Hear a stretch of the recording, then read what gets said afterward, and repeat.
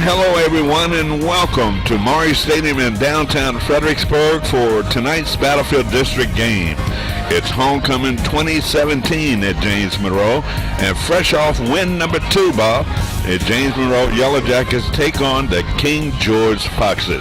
Hi, I'm Herman K. alongside Bob Blackburn, bringing you tonight's game on Channel 18 and 83, the Rising Channel 41, and on the World Wide Web at www.regionalwebtv.com. Last Friday night, Bob, James Monroe walked over Chancellor for win number 2 on the season with a 43-7 rout led by the steady running of A.J. Johnson. Yeah, he's been something, Herman, I tell you what, and consistent also. They've used him over and over again to be their premier runner, and he never lets them down. And if he stays healthy, I think the Jackets have a good chance of rolling up a lot of yardage on the ground. And the Jackets have been they were very, very well balanced against Chancellor, I believe. Had a great game last week, and we see just a little bit of, don't want to be premature in what I'm talking about here, but all of the JM players are kneeling on the sidelines, so we'll see. They were just kneeling. Okay, and all that's good either way. I know they can't help but keep up with the news and that sort of stuff. And we're going to have our national anthem by the James Monroe Singers coming to the press box in just a little while. We're talking about A.J. Johnson, Bob. 3 touchdown passes by quarterback Zach Davis. JM's offense had their biggest output of the season, and we're getting set now for our national anthem here at Monroe Stadium. A few little new things we want to talk about tonight, Bob, here in the press box. Here's our national anthem.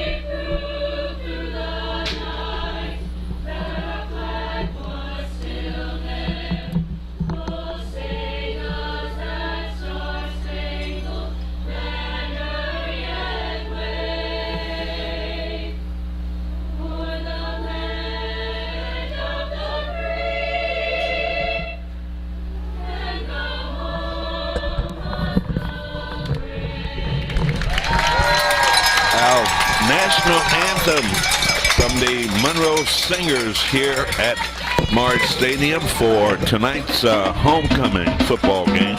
Talked about Zach Davis, Bob. What a game this kid had last week. And James' offense had the biggest output of the season. Chris Williams-Reed was on the receiving end of 2 Davis's touchdown passes. Fullback K.J. Conaway secured the other TD reception. JM defense came to play as they only allowed 1 first down in the first half against the hapless Chancellor Chargers. Senior Mario Barnum returned a punt for a touchdown to give the Jackets the edge in all 3 phases.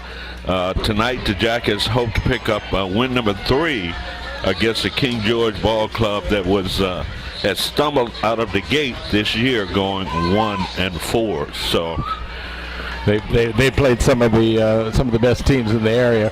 However, I think the Jackets are going to be the 4th team that they. Things beginning to fall in place, Bob, here for the Yellow Jack. Got off to a horrific start, 0-3, but they've won a couple of games in a row and could make it 3 in a row here tonight. And talking about the field, we were talking about the field prior to the start of tonight's football. The field looks to be an excellent field condition. And the Yellow Jackets, a little early for the Halloween uniforms, but all orange tonight. And a new addition here in the press box, we've got all glass. Yeah, how old is this press box? Very old. And now we have windows. Yes, we have windows here with glass where it can be closed. But Bob and I both like working with an open window so that all of the action can be right there and we can hear and see everything. But it's going to be pretty nice to be here in this press box, Bob, with a heater in the 1st of November. Yeah, we'll take that part of it and maybe close the window a tiny bit, but not much. We've been able to see our breath before. Well, tonight the Jackets hope to pick up win number 3 against the King George Ball Club that has stumbled out of the gate this year going 1-4. They have faced some tough competition all season, so the Foxes will be game for a battle tonight. Yellow Jackets hope to be rounding into form after an 0-3 start and playing with some tough competition themselves. So Yellow Jackets will receive the opening kick in this football game. King George Foxes in their blue pants, white jerseys, and blue numbers will be kicking off to James Monroe. Glad to have you along tonight. And here's your kick. It's a short kick. Going to be fielded, fallen on rather. And that's Brandon Woolridge falling on the football at his 33-yard line. Yeah, he's probably pretty wise to cover that one. You know, if you start to pick it up on the run and that sort of thing, you're asking for it. You don't want to do that on the opening kickoff. Looked like he was going to pick it up, didn't it? For a second there, and I think he did the wise thing. Changed his mind and fell on the football, so that's where the Yellow Jackets will operate to start this football game. 1st and 10 for James Monroe at their 33.5-yard line. Zach Davis coming off of a great game last week against Chancellor. Yellow Jackets keep the ball on the ground. Might have gotten back to the original line of scrimmage, but Johnson on the carry to open up this football game for James Monroe.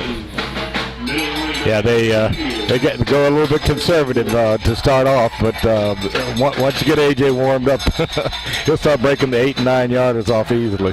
No gain on that initial play from the line of scrimmage, setting up a second down, and 10 yards to go for JM at that 34-yard line.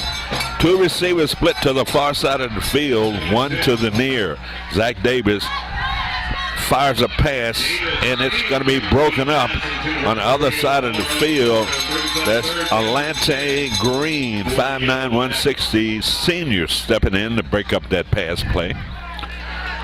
That falls incomplete, stopping the clock with 11:21 to go in this first quarter. 3rd and 10 facing the Yellow Jackets. They were good at converting last week. Let's see how they do here. They need 10 yards, so these receivers will have to run, and they're going to keep it on the ground. That's Johnson.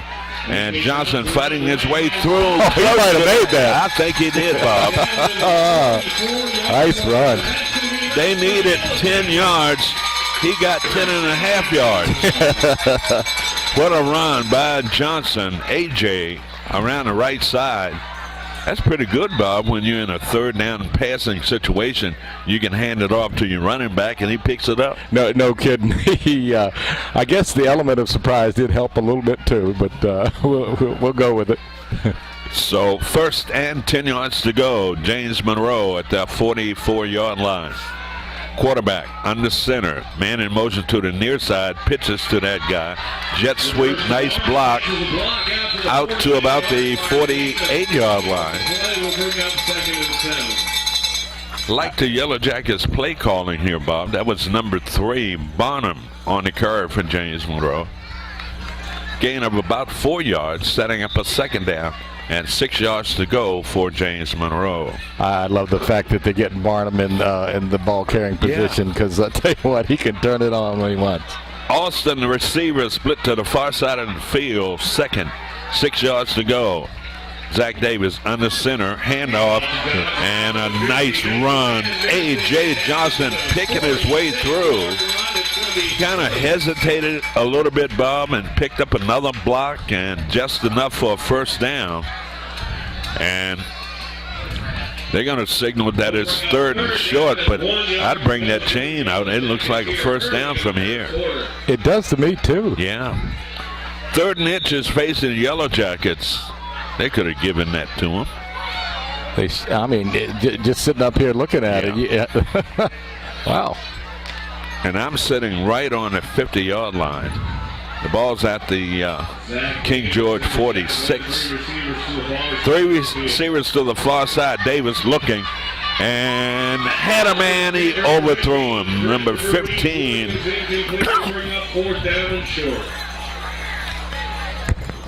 That's one of his favorite receivers there. That's Chris Reeves Williams getting wide open down the field. And Zach, of course, has a strong arm. Yes. He kind of just whipped it a little bit too hard there. Chris was looking for that football from the inside shoulder, and Zach threw it to the outside. He had to make a 360, unable to come up with the catch. 4th and inches facing the Yellow Jackets. The Yellow Jackets keeping on the ground, bursting up the middle, down to the 41-yard line. First down, James Monroe. I like the conservative play calling, and I like the idea that when they need it, they can get it. Yes. Nice to have that type of weapon in that backfield, Bob. He's something, I tell you yes. what. Pound for pound, he's got to be one of the best in the whole area. As they say, ain't big as nothing. Ain't big as nothing. First and 10 for the Yellow Jackets. Man in motion to the near side. Zach and a handoff. And he grabbed him by the shirt tail and pulled him down. Nice defensive play by number 54. That's Drew Knott, 6'3", 260. Senior in on the stop for King George. Yeah, if he'd have gotten by that defender there, he had a hole open. Chris Carter coming in, bringing a play into the quarterback. Carter stays in there. 2nd and 9. Yellow Jackets pitch, run, right side, cuts it back inside, and King George is all over the running back. Got him in a third and relatively long situation coming up, I think. Well, they've been strictly running the football, Bob. They have not resulted to a passing game to speak of. They had a couple of passes that fell incomplete.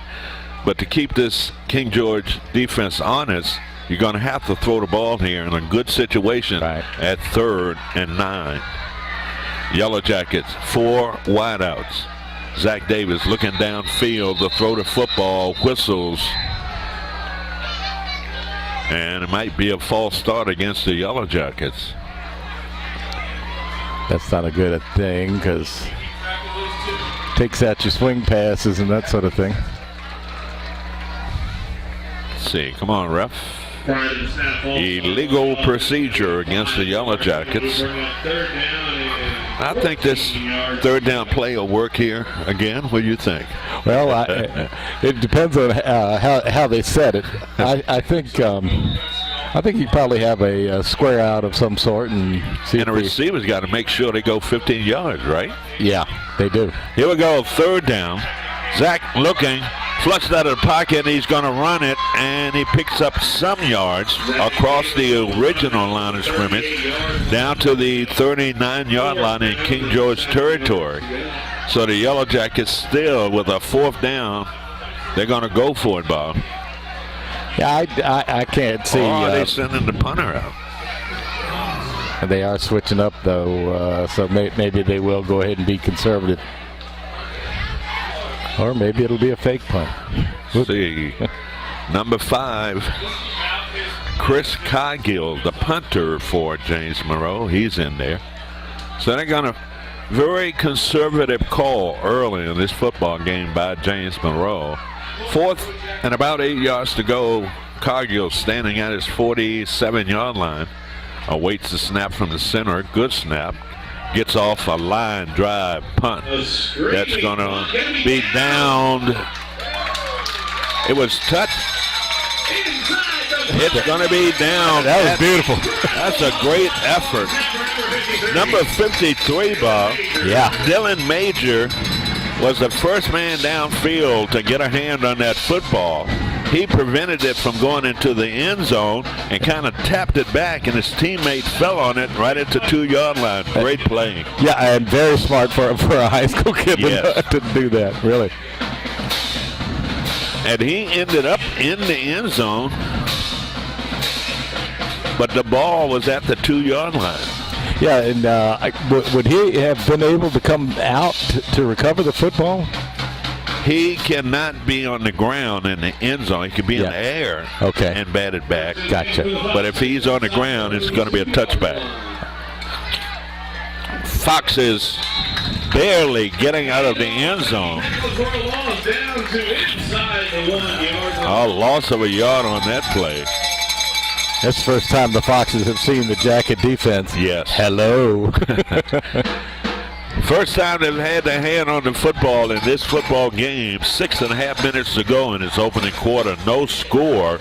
Foxes have got to be very careful here. They're only a yard away from their own end zone. Yellow Jackets cheating, digging in on defense, trying to get a safety here. Foxes keep it on the ground. Wow, that was nice, a scrum. Yeah, nice run out to the 5-yard line. That was student body left on that one. And a little daylight for King George. Mostly pushing and shoving, rubbing bellies down in the pits down. Third and about 7 yards to go for King George. Quarterback, that's number 17. Well, let me see.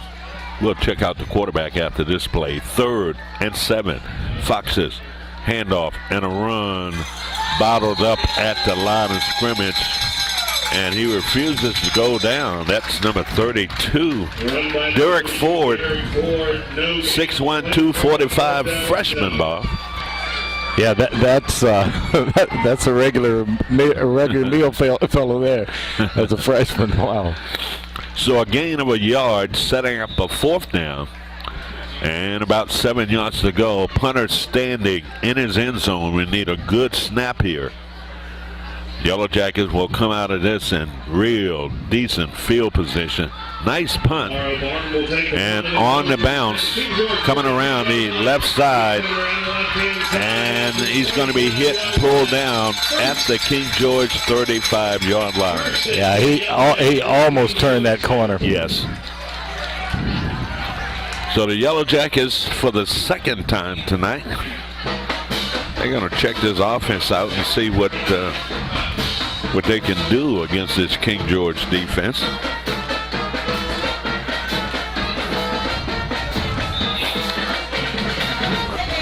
We'll talk about the JM offense, starting offense, coming up after this play.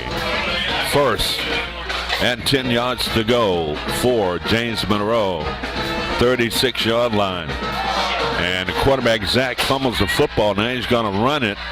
And he lost a couple of yards. I thought I saw a flag come out, too. So a loss of about 5 yards on that busted play. Zach, he wasn't expecting a snap off. Yeah, and I think you did see a flag down there, Herman. They're talking about it. I would think somebody on that JM offense moved. So, insult to injury, not only did they have a busted play and lose yard from that, but they might get a penalty tacked on top of that. So, we'll wait and see here. Double trouble. Yep. And that's going to be a holding call against the Yellow Jackets. That's going to put the ball right at midfield, where the Yellow Jackets will have it 1st and about 25 yards to go for the Yellow Jackets. Wow, I got to open up this can. Exactly. Throw the ball a little bit now. Here we go. 1st and 25 for James Monroe at midfield. Yellow Jackets. And there's The pass is going to be batted down. It's going to be incomplete. So King George, Bob, got penetration, got right in the face of Zach. You know, it really does help to know when you got second, third, and long that you're probably going to be facing a pass. Yes.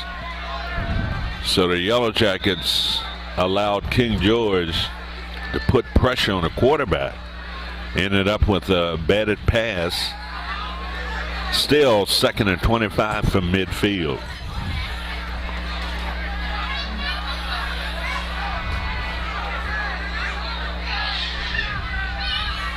Zach Davis gets the snap, and he throws it across the middle, intended for Woolridge.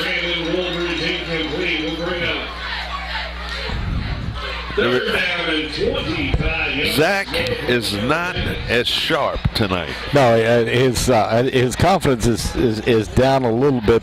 He's missing his targets, but yeah.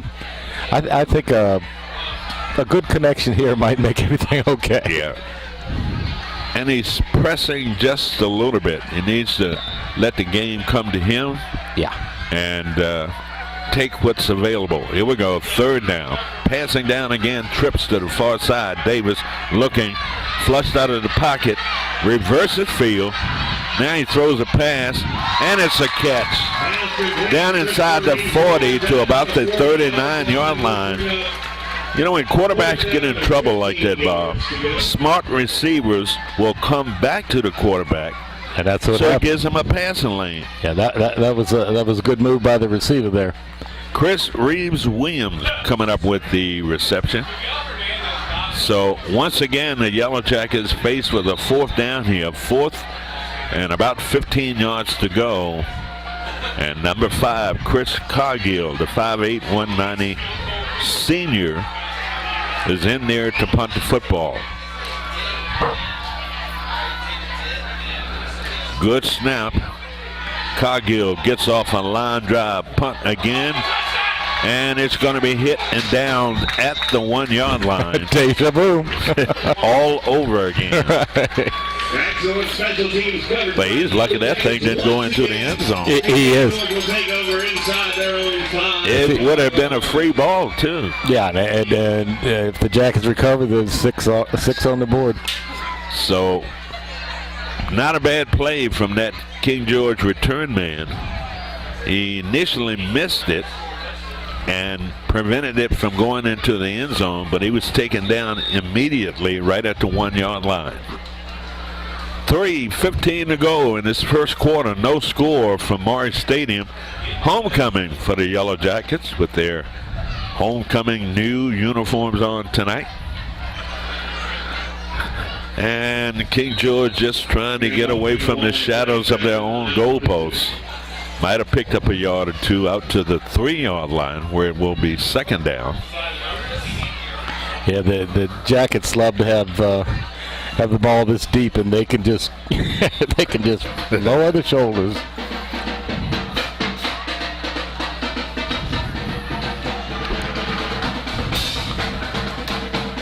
So King George with 2:44 to go in this first quarter.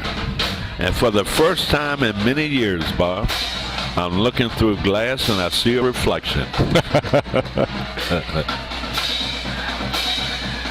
Fox is on a run out to the 5-yard line. You know, I'm just wondering if this goes under the auspices of the local historical foundation. You know, you can't make too many modifications to it because it's so old. So I wonder if they went through that. What do you think? Oh, let's not talk about that. That night we'll get them in trouble. All right. We get them in trouble, get ourselves in trouble. Yeah, no kidding. All right. Sometimes it's best just to leave it alone. Yeah, this stuff's been here the whole time. That's right. Whistle on the play. King George timeout. He took a timeout. We'll take a timeout as well. Timeout on the field, 1:50 to go in his opening quarter. Homecoming, no score. Back after this.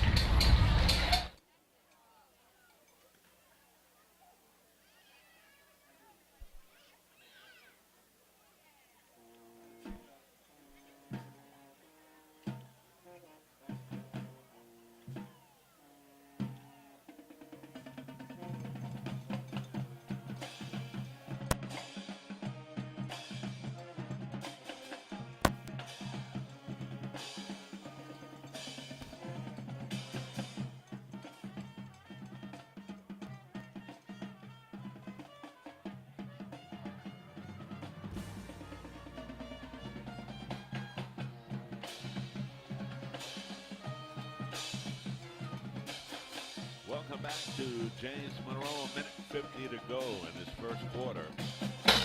Big play here for the Foxes, third and about 7 yards to go. And that's going to be a run and close to a first down. He breaks away into James, second goal, 40, 45, 50, James 40, at the 30, 25, 20. Gets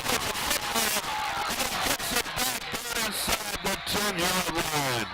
What a play by King George. Wow, the way the JM guy tackled him, I tell you what, I didn't think he would be able to get up and go after that football. I didn't think he was going to catch him, Bob. So he ran him down at the 10, hit him from behind, stripped the football, separated the football from the ball carrier, and the ball carrier was able to fall back on the football to keep the possession for King George. So first and goal for the Foxes at the James Monroe 9-yard line. Minute 33 to go in this first quarter. King George threatening to score and take the lead in this football game.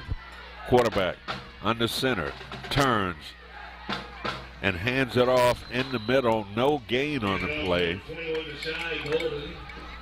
That's going to be number 23, KJ Conaway, in on stop for James Monroe.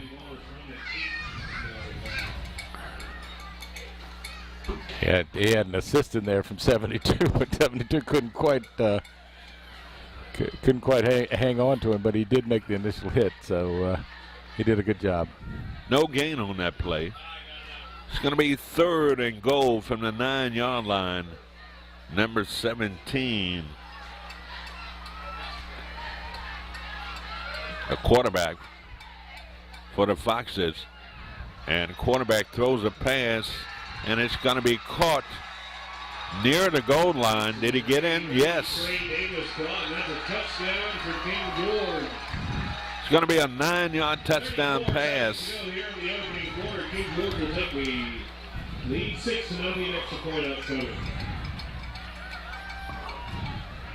So the Foxes getting on the board.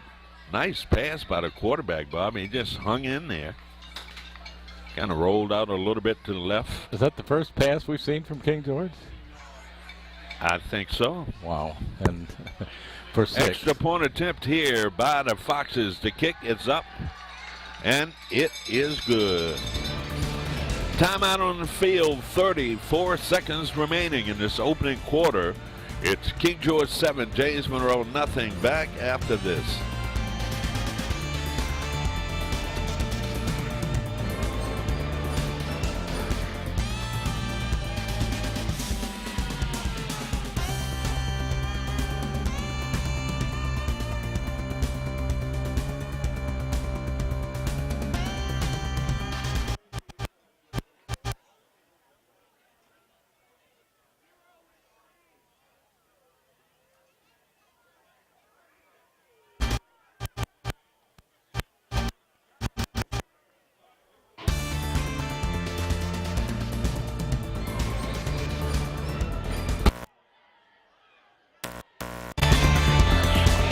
Welcome back to Morris Stadium. 34 seconds remaining in this first quarter.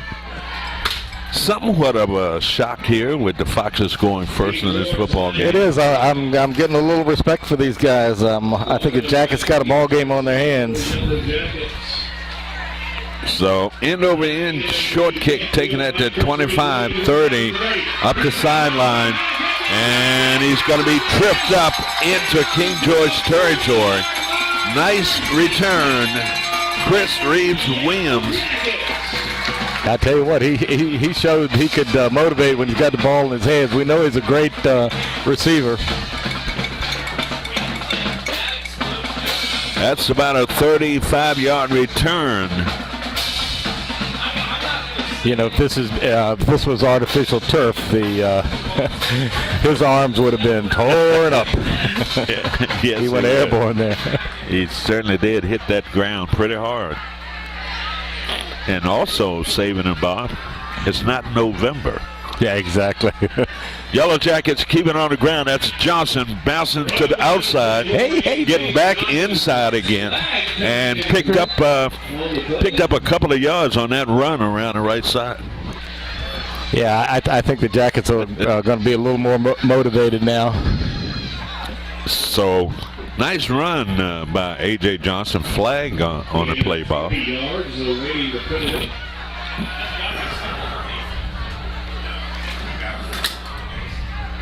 So we're still waiting for the officials to make the call. It's going to be against the Foxes.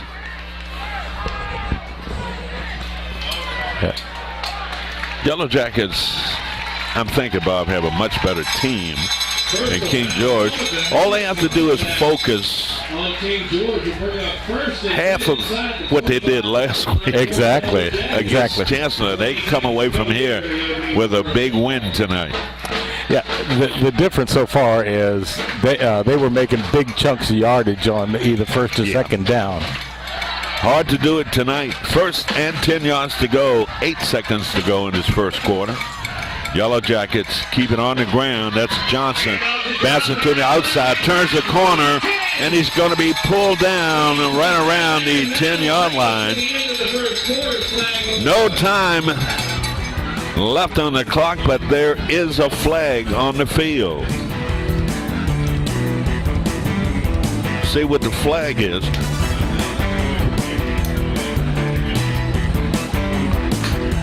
Are they pointing toward King George? That would help. Nice run by A.J. No kidding. He's something. Well, I like when he put that little arch in his back and kind of dips it and turns that corner. Yeah. Jackets got called for holding there, I think. So we're going to talk about all of that and the Yellow Jackets' chances of scoring on this possession when we return with the beginning of the second quarter. 7-0, King George.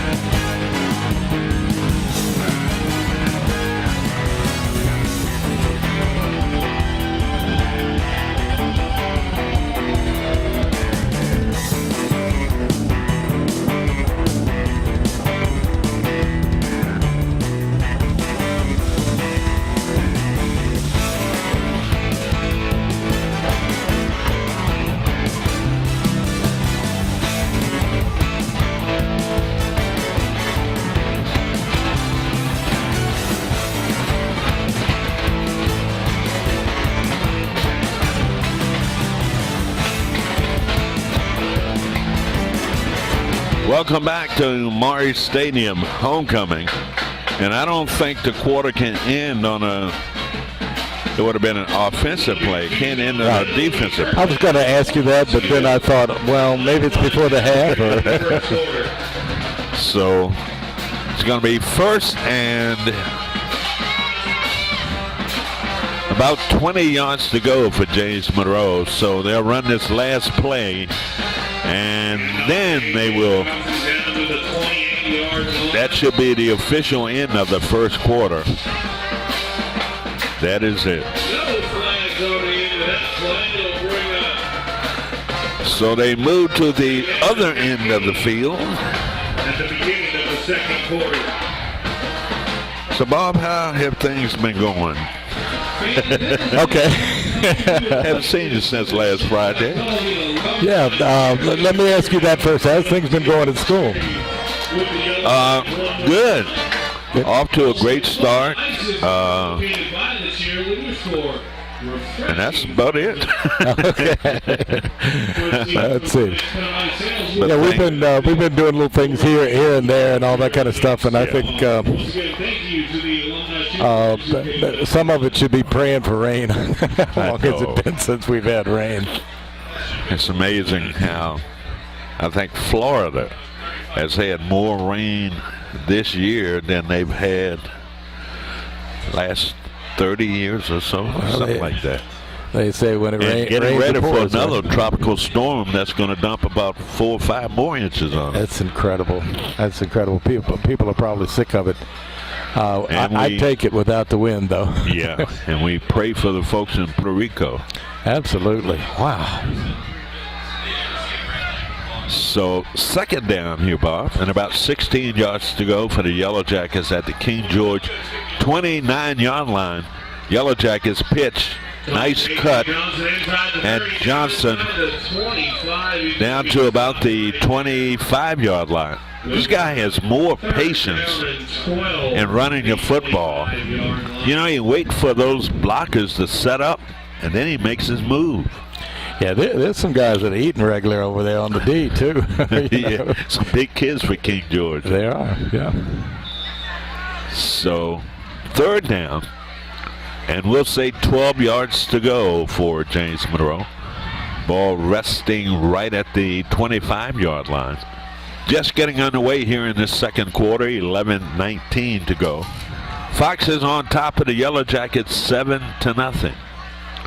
They're going to have to kick it in gear here in a minute. Yeah, I think I see a pass coming here. Man in motion to the far side. Davis, two-step drop, looks, throws it in a crowd. It's going to be taken away, and what a catch. Well, not only that, look how he dragged the guy all the way down to one. Brandon Woolridge, big target too, Bob, at 6'2", went up high, and he just physically took that ball away from the defender. So, nice catch, ball inside the 2-yard line. First and goal for the Yellow Jackets at the King George 2-yard line. Number 23, that's Conaway, along with Johnson. Johnson runs right into all of that mess. Did he get in? No indication. I think he's got a little lime on his elbow anyway.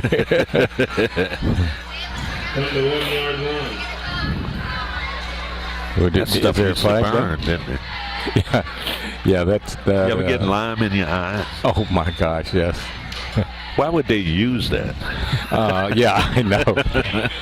That and before tracks were all weather, you know, they had those cinders on them, and that was just as bad. It was just as bad. Wow. Second and goal for the Yellow Jackets. That's going to be A.T. Johnson. And Yellow Jackets are signaling that he got in. No indication from the referee. It's going to be third and goal.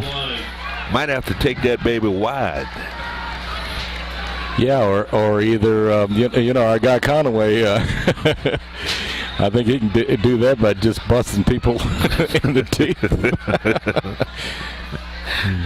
You mean you want one of those angry runs? Well, anger one, just need 6. Yep. Third and goal, and there's your wish. Okay. Conaway. K.J. Conaway, 5'10", 229, senior. We'll say 1-yard plunge. Yeah, that was a tough 1 yard too, I'll tell you what. Yep.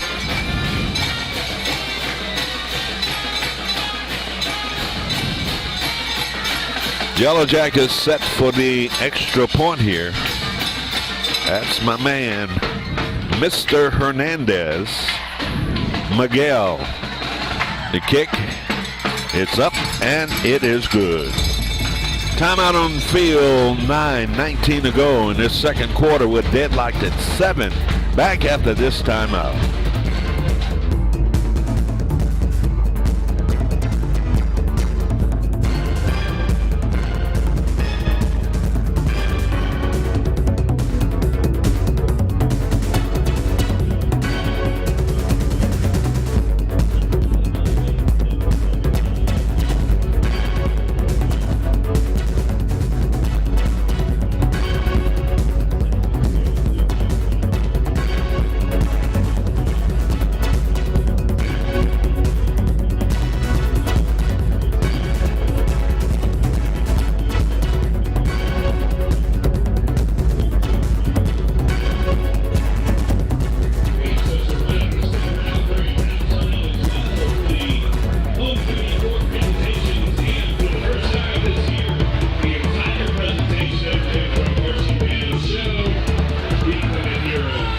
Welcome back to Morris Stadium homecoming, and got a lot of folks here on the home side. Yeah, I saw nice crowd from King George too, Bob. Yeah, not too bad at all. I tell you what, they must know something that we don't. That this team is a lot better than their record shows. Yeah. And like we said in our pregame, they had a tough schedule to open up the season. Yeah. Nice high kick, fumbled, picked up at the 10, 15.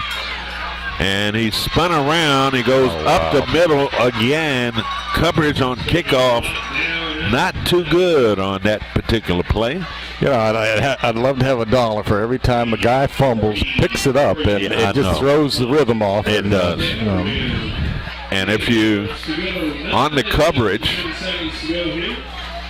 it throws your timing off, and you can overrun the play. And absolutely. All kind of crazy things can happen.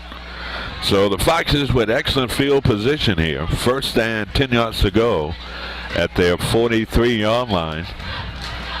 9:10 to go in this first half. We're tied at 7.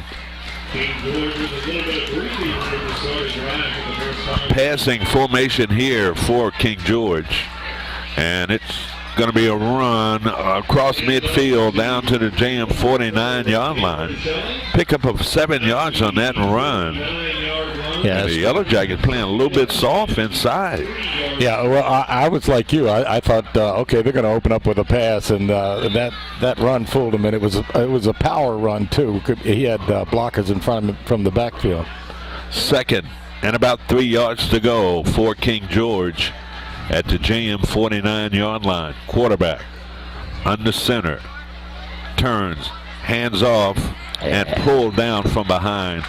That's a nice defensive play there. See if I can't pick up a number. 42?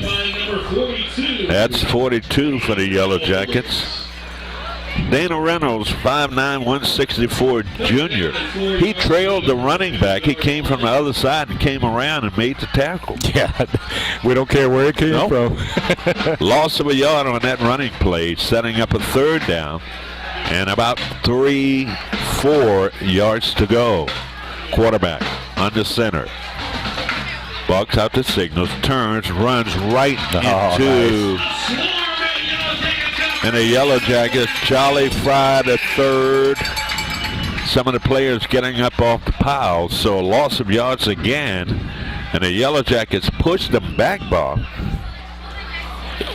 On that series. That's good. That was our guy KJ making that initial hit down there. Number 75 coming out. Travis Dawson, 5'10", 296. And he's replaced by Aidan Ryan. They're not going to punt. Oh, they punt off the side of the foot. Didn't they? And it takes a King George bounce down to the 25 where it's going to be down.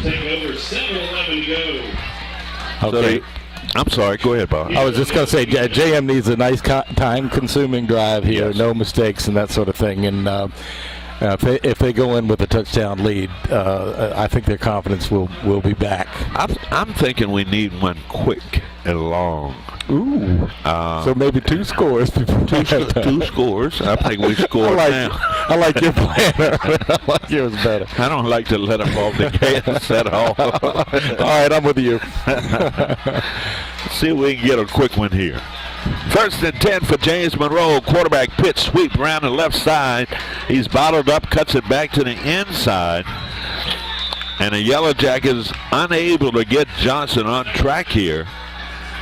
And that's going to be second at about the 23-yard line. So loss of a couple of yards on that play. Yeah, that play developed a little bit too slow, and need to hit that one quick.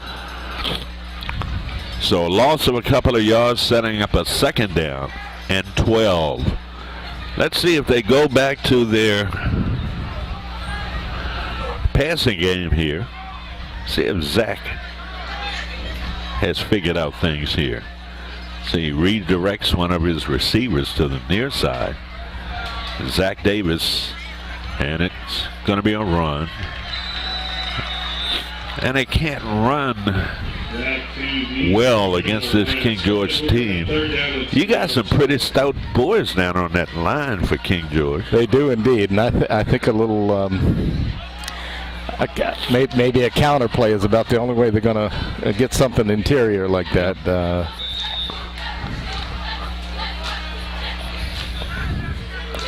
Some big kids on that defensive front for King George, and the Yellow Jackets are finding traction pretty tough inside. Third, 10 yards to go. And let's see, Zach Pumps looking downfield, and he probably deliberately, Bob, threw that pass away. Yeah, I thought I saw him check 2 receivers. Yeah. And apparently they were covered, and so he went to the outlet and knew probably that he was covered by that time. Well, I'm going to give credit to King George's head coach, Jeff Smith. Jeff Smith was a player down at King George. Wonderful young man. Has done a great job in coaching at King George. And you got a team that's won only 1 game, but they're well coached, and you can see that they're well coached. And they are playing the Yellow Jackets even here now with 5:32 to go in this first half. Jackets need a break here, maybe get down the field, make this guy fumble. Cargill standing at his 12-yard line, takes his time, gets off a nice high punt, taking that to 40 on a return. Missed tackles by the Yellow Jackets, and finally taken down in JM territory. We got 2 injured players, 1 King George, 1 JM. No flags on the play. 5:18 to go. In the first half. Yeah, those initial hits, he kind of twisted out of them. And the other thing, Bob, about the tempo of tonight's football game, it has been poor field position for both teams, you know. Poor field position by both teams because Yellow Jackets not able to penetrate. Yeah, it looks like the Jackets are still trying to figure out what they can do consistently against this King George team. I'm going to try to get a number on the injured players, although they're pretty much surrounded. I'm hoping that doesn't mean that it's a serious injury. And trying to locate the King George player that's hurt. He's over on the sidelines. And he doesn't appear to be surrounded by as many people. So they've got a timeout on the field, and the player for James Monroe is now up on his feet. I'm hoping that that was some collision there, wasn't it? Yeah, there's number 53 for the Jackets. I think is Dylan Major, 6'1", 226, senior. And on stop. All right, you don't want to see a senior hurt on homecoming night. No. But it looks relatively serious. So, although he's not putting any weight on his right leg. Check 1 2 testing 1 2 check 1 2 check 1 2. So Testing 1 2 3 check. Name of the game thus far. Yes, Herman, can you hear me? Yes, all loud right, and clear. just making sure it's working good. Well, we're getting a mic straight here for City Councilman Charlie Fry. We'll get Charlie all set up here. First and 10 yards to go. Run around the right side, weaving his way through, running over JM players. Almost a 10-yard carry off guard on the right side. And the Yellow Jackets have got to. Yeah, they could use a break here, I tell you what, because this momentum cannot go to the Foxes. So how is it that every week, Bob, we seem to get better with our guest list? We start off. It was the day you made it into the Hall of Fame, Herman. That did it. Oh, no, that wasn't it. Yeah. Charlie Fry, welcome, Councilman. Good evening. Good evening. First they had 10 yards to go, and the big guy, the big weapon, secret weapon, where did they find this guy at? Yeah, he looks like somebody we haven't seen before, maybe a lineman. And he also looked like he was carrying a loaf of bread. Yeah, well, we'll steal that bread. You know, coaches used to tell you that back in the day. Yeah, they sure did. Yeah, don't carry that football like a loaf of bread. So, Charlie, welcome to the press box. It's always good seeing you, and you've been quite busy lately, and things other than football. Second down and about 2 yards to go for the Foxes. Quarterback sends a man in motion, turns, hands off. That same big guy again, bounces out to the outside. My goodness, they have not. Can't stop this guy. Yeah, he's first name is Sherman, and last name is Tank. And that's down to the 5-yard line, so it's going to be first and goal for King George at the James Monroe 5-yard line. 3:45 and counting down here in this first half. Charlie, were you at the pep rally today? Yes, sir. I actually got to DJ the senior class homecoming float today. Well, I'm getting ready to say how you get hooked on that, but of course your son's in the senior class. Big run. Yeah, good stop by the Yellow Jackets too. Flag coming in late. Certainly hope it's against King George here. Yeah, that would help, but usually in a scrum like that, somebody's got a mask. Hope that's not it. So did you have a great time today with the kids playing music? I had a good time, and when they tell me to do something, I just do it. I show up and I do it. And, hey, no questions. We partied real hard, and I think we woke up some folks at the cemetery on Washington Avenue today. We were jamming, Mr. You know, I came by that cemetery one time. I had some students in the car with me, and I asked them, how many of you think are in there dead? And they said, 200-300. It's a big one. I said, how about all of them? That's an easy number. Yeah, we rattled some caskets today in Fredericksburg. I got a pass from the mayor and the city manager, so we did it today, buddy. So, discussion out there. They spot the ball at the 5-yard line, and Charlie, we'll get back with you here, and you can talk about pretty much anything you want to talk about. Some of the things that's on your agenda. Yes, sir. Got a half the distance going. I'll let you pros do the job. I'm just hanging out with professionals. No, we want to hear what you got to say, Tim. Absolutely. Not only do you represent citizens of Fredericksburg, but you got a son out there playing that you yes, sir. seem to be interested in. Yeah, number 44 out there representing. Here we go. First, second, and goal from the JM 3-yard line. Quarterback turns, hands it off. Tank. And they're going to stand him up. I don't think he got back to the line of scrimmage. He might have lost a yard on that play. Give the D a big compliment there. I tell you what. See if we can't see some numbers down in the trenches for James Monroe. Charlie, we love to give all the kids credit as much as we can, but we're old. We can't see. Well, let me like start, Mr. Griffin. I think that was number 44 on the tackle. There you go. I was just going to say. Biased, but as long as we stop him, it don't matter what number it is. Third and goal. Here we go. The Yellow Jackets quarterback rolling up with the football. Man is wide open with the reception. That's number 83, Trey Davis, with the 3-yard, we'll say 4-yard touchdown pass, Bob. All right. King George are trying to spoil the Yellow Jackets homecoming. Yeah, he scored twice tonight, Trey Davis. I've always said through the years for homecoming, I think the kids do too much, particularly the football players. Seem like they should be isolated and kept away from all the activities, because by the time the game comes around, they don't have too much left. PAT is good. Timeout on the field, 2:20 to go in this first half. Our score, it's King George 13, James 7. We'll be back, and we'll talk more with Councilman Fry right after this. My man. What's going on?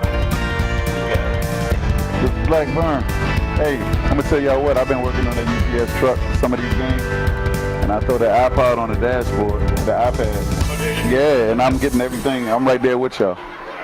Yeah, so that Mountain View game was interesting for me. What's the delay? What's the delay? Yeah, how much delay on?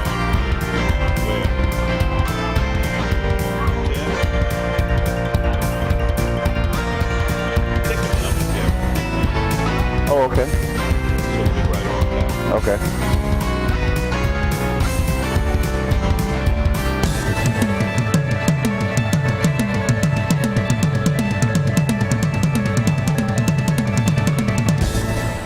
Welcome back to Maury Stadium homecoming. 2:20 remaining in his first half. Fox is on top of the Yellow Jackets, somewhat of a surprise, 13-7 outscore. Yellow Jackets need a little bit of that inspiration they had last week at Chancellor. Here's your kick, taking it to 15, 20, 25, 30, slips away out across the 30 to about the 34-yard line. Now we got a little something going here. Heated tempers. Flags on the play. Looks like a small scuffle after the play was going good. 2 flags coming out. Some of the JM coaches had to separate some of the players out there. Tell you what's happening, Bob. You can get frustrated. King George is putting it to James Monroe right now. These kids are frustrated. I mean, I certainly hope they didn't think they had to come here tonight and not play and win. After convincingly beating Chancellor in almost a perfectly executed offense and defense. Yes. They might have gotten a little past themselves here. Stella need to get a groove back here. Yeah, and if it wasn't a homecoming halftime, I'm sure we would hear Coach Survey from here, getting the guys straight. So let's see what the officials are having a sidebar there, trying to figure out what's going on or what happened on that play. I just saw JM and King George player going after each other. You guys see anything differently than that? I missed it. How about you? Look like a little one-on-one. I'm stronger than you. That's what it looked like to me. A little weight room stuff. Yeah, a little friendly competition. And it happens. Yeah, let's hope for offsetting, right? But they got right in there and broke it up, so it didn't involve more than 1 or 2 players. And now And these kids have been playing each other for years now. They had the JV championship a couple years ago as well, where JM won.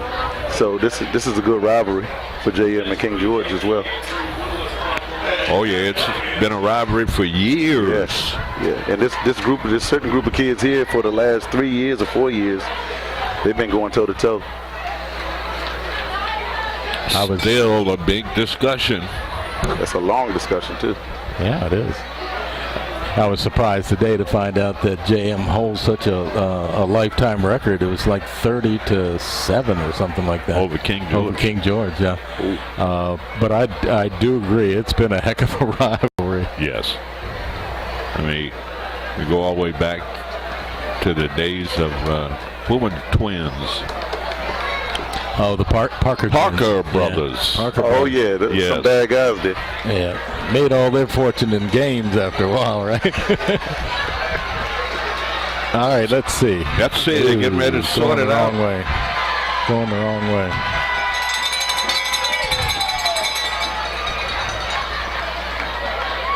So they're explaining the survey what happened.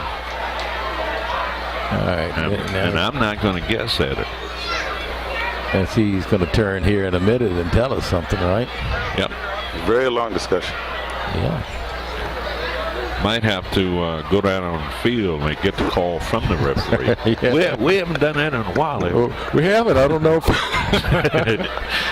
Let's see, he's all mic'd up. Okay. All right, when he gives it, we're going to go down on the field and get the call from the. I'll hold it down while you guys go get the call. How about that? I'll tell you what. I'll make up something in our favor, and just say they walked it the wrong way. Let's see. Now the referee is still talking to Coach Survey, and I thought I saw a hand that said face mask. Yeah, that would help. How have things been going with the council, Charlie? Been going pretty interesting, Mr. Griffin. I'm satisfied hanging out in Warport. No way. All of that for that? Yeah, really? I bet there were. Been interesting last couple of weeks, hasn't it? Yes, sir. Touched on some hot topics, very hot topics this last month, Mr. Griffin. Well, we certainly appreciate your representation, and we're in good hands. Absolutely. I almost always agree with what he says. I like that, Mr. Blackburn. Yeah, but he gets a nice salary. That's all right, man. You need a Social Security? Hey, you guys y'all getting a little up here in the years. Y'all might want to slide me a check. I'll agree with you too. Oh, thank you. All right, let's get him out of here. First and 10 yards to go for the Yellow Jackets. Zach looking downfield, rifles a pass on the money with the reception. Go with 35, 30, 25, and finally, ball comes out and Foxes might have it back. What we got? What a smart defensive play by King George. Wow. He put his helmet on that football, separated it from the receiver, and the Foxes might have the football. That could have been the biggest play of the game right there. Well, I'll tell you what, if you're a King George fan, it was a great play. I mean, how many young players do you see that are this age that can actually think ahead to put their helmet on the football to dislodge it? I mean, that's incredible. And that was one of the most sure-handed receivers we have, Chris Reeves Williams. And yeah, you're right. Come back. So that play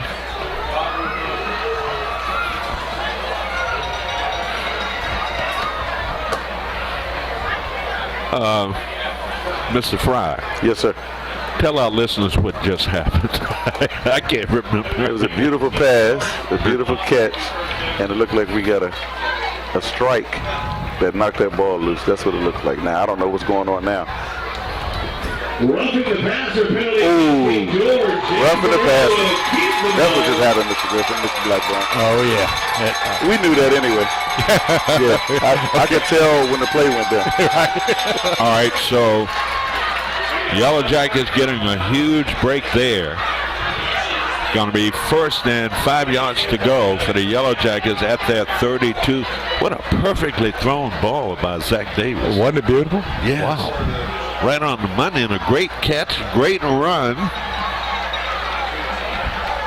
I say run it again. And regardless of the play, it was still a good hit on the receiver. It was. After the beautiful catch. Yes, it was. Everything was beautiful. Yeah, just leave our quarterback alone and we'll take care of business. So the penalty against King George out to the 40-yard line. Yellow Jackets going to have to try to get on board here before time runs out in this first half. Minute 52 to go in this first half. It's first and 10 for James Monroe at their 40-yard line. Two receivers split to the far side of the field. Quarterback hands off. Johnson picking his way through and squirts ahead out near the 45-yard line.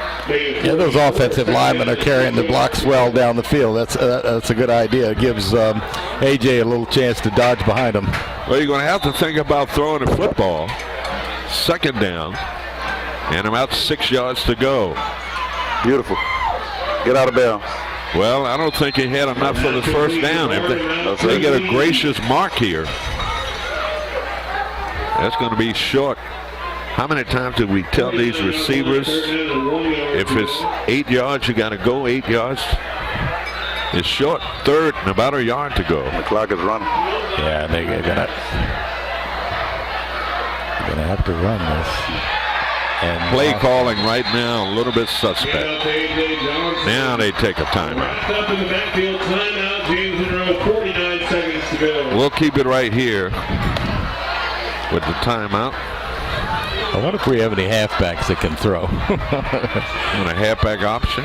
Yeah, all right, so let's pitch to... He talks like quarterback, doesn't he? Well, I'm just trying to figure out an easy way out. Let's see. Let's go... First name quarterback, last name Blackburn. If Just pick a number. you only knew the truth. Middle initials, throw it. Okay. Here Quarterback it is. throw it Blackburn. I got the play. I got the name. Okay, we're going to pitch to Barnum coming off the wing. Okay. Barnum's a quarterback. Okay. Man goes deep. And he lets it go. Wide open. He's wide open. That's the play. Okay. Hey, we got to tune in. We got to tune in to the guys on the field.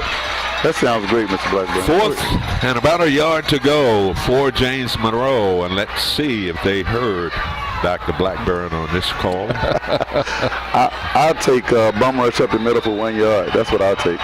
Let's start it all over again. Yes, sir. Let's see what they're going to do. They're going to throw it wide open. Got it. Get out of bounds. Yes, Get sir. out of Yes, sir. bounds. Okay, I'll take that. Yes. Down inside the 40 to the 39-yard line. And the Yellow Jackets coming up with a big first down, 42 seconds to go. Who did he hit? Conaway? I like think it was 23, Conaway. Conway. Yeah, it was Conaway. And got to remember, we also have a pretty good field goal kicker, too. So 1st and 10 for the Yellow Jackets at King George's 39-yard line. Man is wide open. And he skipped it off the ground. 32 seconds to go. That's what you call, he kind of rushed it and didn't follow through. And I'm not for certain of the time. It looked like a quick 20 seconds that just went off that clock on the out of bounds play. 31 seconds to go. Didn't step into it, did he, Bob? No.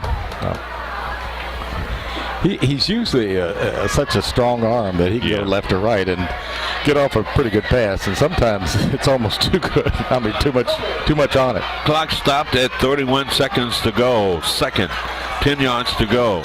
Trips to the far side of the field.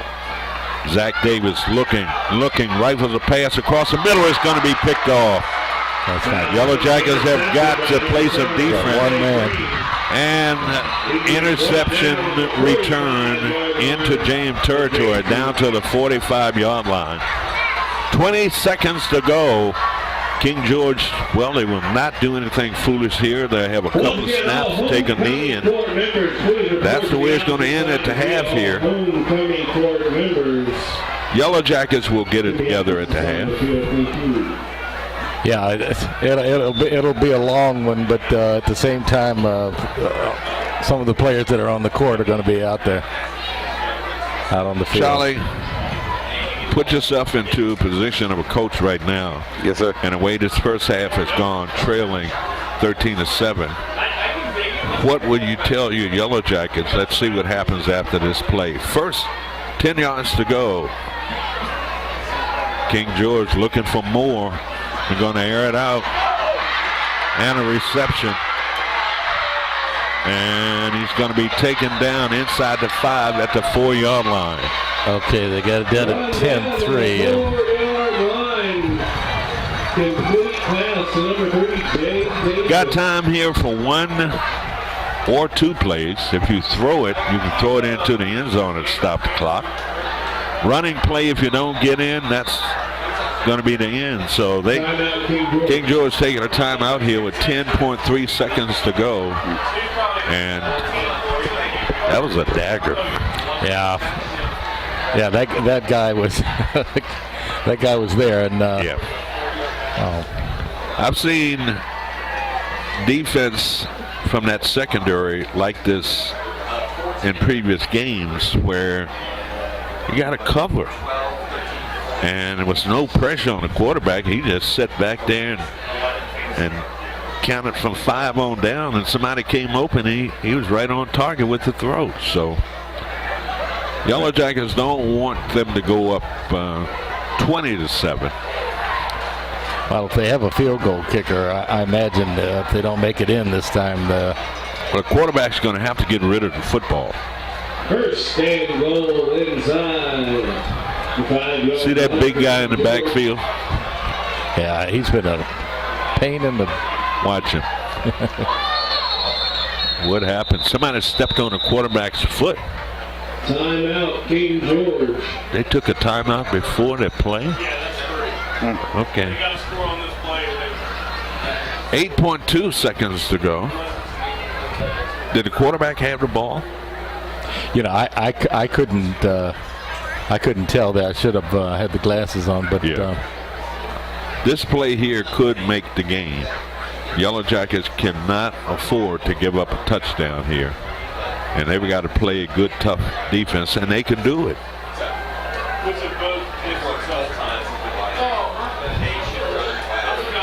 What do you think? A little rough, Mr. Griffin. A little rough. Hey, when you come to Monroe Stadium, this is the home field. It's the center of the region right here, in the middle of the city. Yes. And you got to claim that home turf and knock a few helmets loose. Exactly. To claim that victory. That's the only way it's going to be done. And the thing is, and I've been in the position that you're in. I've had a vested interest by having a son playing, and you want to certainly coach him. And here we go. And it's going to be knocked down. Good defense. Pass in the corner of the end zone. Not a bad play, so let's see. Will they go for the field goal here with 3.3 seconds to go? Wow. If they got any kind of kicker at all. But you know what? Yellow Jackets have won the moral victory here. If they give up on the 3 points, they've done their job. Right. Oh, you're right. If they can hold them. Yep. Let's see what we got. That's what we're going for. Yeah, but even if they give up, Yellow Jackets going to ice the kicker here. They're going to take a timeout. I wish we'd have iced that timeout 4 minutes ago. Yeah. Or 2 minutes ago. That's So, my opinion. I wanted to say that. That's only my opinion. like I said earlier, you can say anything you want to say. It's only recorded, huh? Yeah. It's only live. No, it's only going out to about 9 satellites, right? You can actually be heard in Japan as we speak. Wow. I told my son in Iraq when he was deployed over there to go ahead and try to tune in. We're worldwide. Coming worldwide from Monroe Stadium tonight. We are everywhere. All right. Yellow Jackets taking a timeout, see if they can ice this kicker here. 13-7, they'll score. 3.3 seconds to go. He's got an angle there. If he makes this, it's not the worst thing in the world. And flag. Yeah, it looked like it was in there. Got a flag on the play. All start against King George. That's going to push him back 5. Yeah, every yard counts there with a high school kicker, right? And the angle too, Bob. Yeah. You know, whether you're kicking from the right or left hash mark. Of course, if he's kicking from the right hash mark, it's an angle. You kind of want that thing right between the hash marks so it's straight away. All right. So, Foxes will get another try here. Who's taking a timeout? Jam's taking a timeout. It's going to be a 30-yard field goal attempt here. One untimed down upcoming district. You know, as far as momentum is concerned and all that, this field goal can't be good. Okay. So, well, you're adding 5 more yards to the kick. yeah, And you've got to use these timeouts. I mean, you don't want to go into the half with a pocket full of timeouts. So you use them. You try to ice the kicker. anything to try to break the momentum of this offense. And let's see if they've done enough to prevent. That's Cody Mergus, the kicker. So Mergus with the 30-yard field goal attempt here. The snap to hold. The kick is up. Good. And it is no good. Oh! Hey, That's how we ended. It worked. Good job, Mr. Blackburn. That's going to end the first half of play here at Morris Stadium on a missed King George field goal. That field goal is going to come back to haunt this team. And the Yellow Jackets dodged a real bullet. Trailing at the half by the score of 13-7. We'll be back after this timeout. Involved in Jacksonville of America, Delta Gym, Shiloh Old-Side Youth Ministry, Young Life Partner of Academic Excellence in 2007. You know what I forgot? Who likes to sing, travel, they community service, shopping, public speaking, and she likes to dance. Ladies and gentlemen, This is the homecoming, so we need to get this. Judy Taylor White. She is escorted tonight by Travis Law. Who's a member of the football team in the Boy Scouts. She likes to play football, eat, hang out with her friends, and play NBA 2K. Ladies and gentlemen, Travis Dawson and Taylor White. Mason Allen is a member of the varsity field hockey team, varsity lacrosse, the Decade Executive Board, Friends Club, P-Cubs, Growing Up, and SCA. She's also involved in youth and philanthropy, babysitting, and works at Virginia Hill. She enjoys hanging out with her friends, and she's interested in traveling abroad and enjoys outdoor activities. She is escorted this evening by Kyle Glover, who is a member of Deca and the Class P. Todd Student Society. He likes to help out at the local homeless shelter, go shopping, listening to music, and hanging out with his friends, playing 2K basketball. Ladies and gentlemen, Mason Allen and Kyle Glover. One more time for your junior class, Nellie Hale, Kayla White, Mason Allen, Brandon Woolridge, Travis Dawson, and Kyle Glover.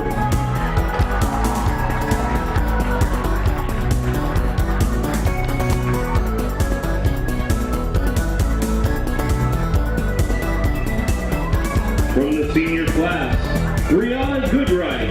She's a member of the varsity cheer team, Advanced Women's Chorus, DECA, Skills USA, and Project Discovery.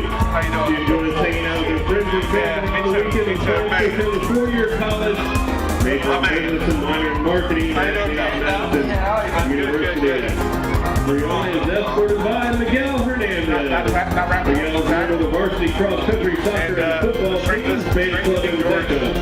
He enjoys playing Xbox and sleeping. Hopes to attend U of R or Virginia Tech. They got a stack of line. U of R being the University of Richmond. Ladies and gentlemen, Brianna Goodright and Miguel Hernandez.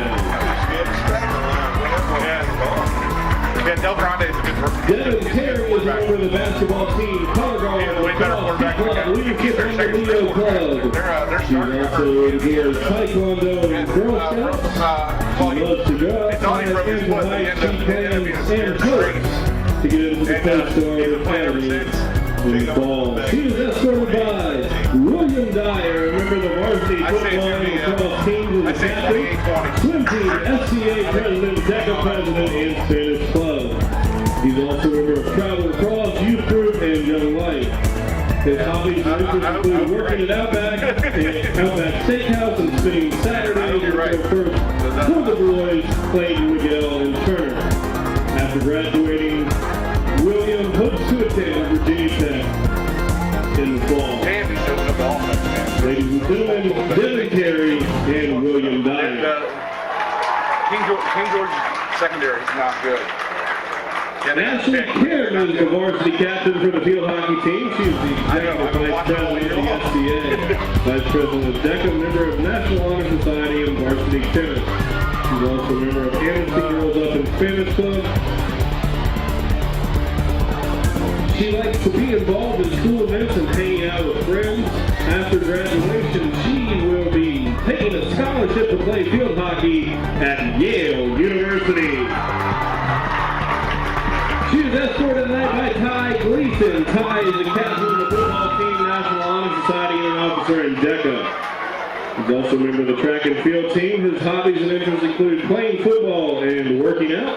After graduating, he plans to attend George Mason University and major in cybersecurity. Ladies and gentlemen, Ashley Tim and Ty Gleason.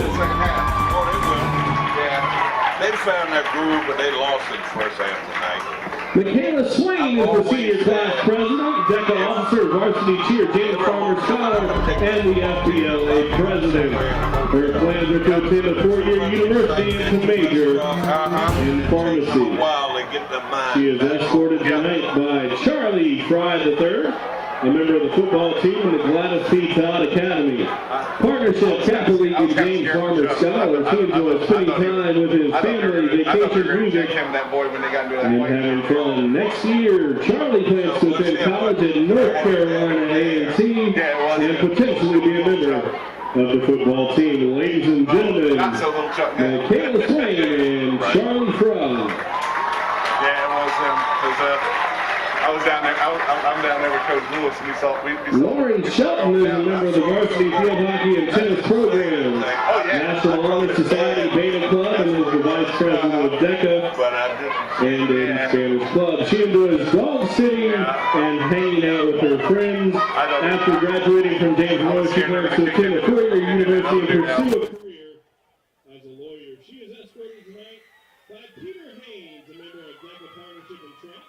He enjoys hanging out with his friends during his free time and loves listening to music. After this year, he plans to attend a four-year university in the fall. Ladies and gentlemen, Lauren Shelton and Peter Haynes.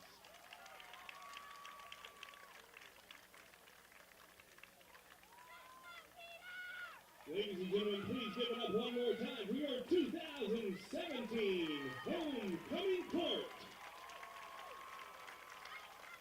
Now the moment we've all been waiting for, crowning of the 2017 Homecoming Royalty. We will award the Prince and Princess of the junior class, which will be followed by King and Queen of the senior class.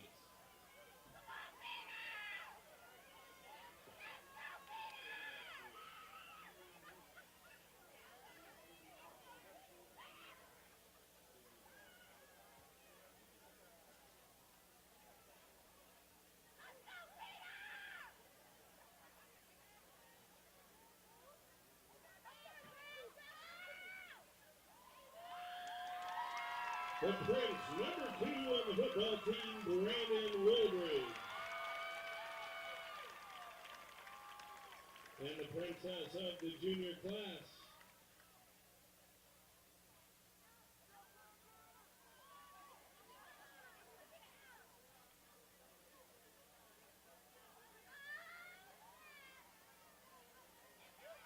Millie Hale. Congratulations to our Prince and Princess of the junior class, Brandon Wilbridge and Nellie Hale. And now the moment we've all been waiting for, the King and Queen of Homecoming 2017.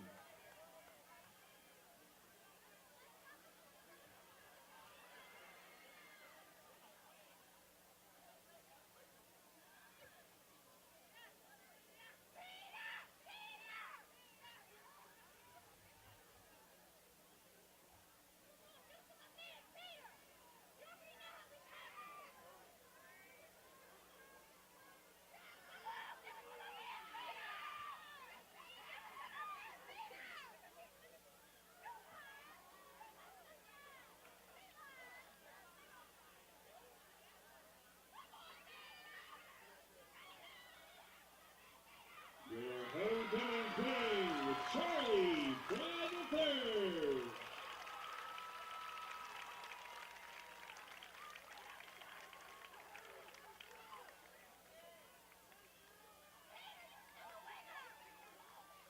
And the 2017 Homecoming Queen will be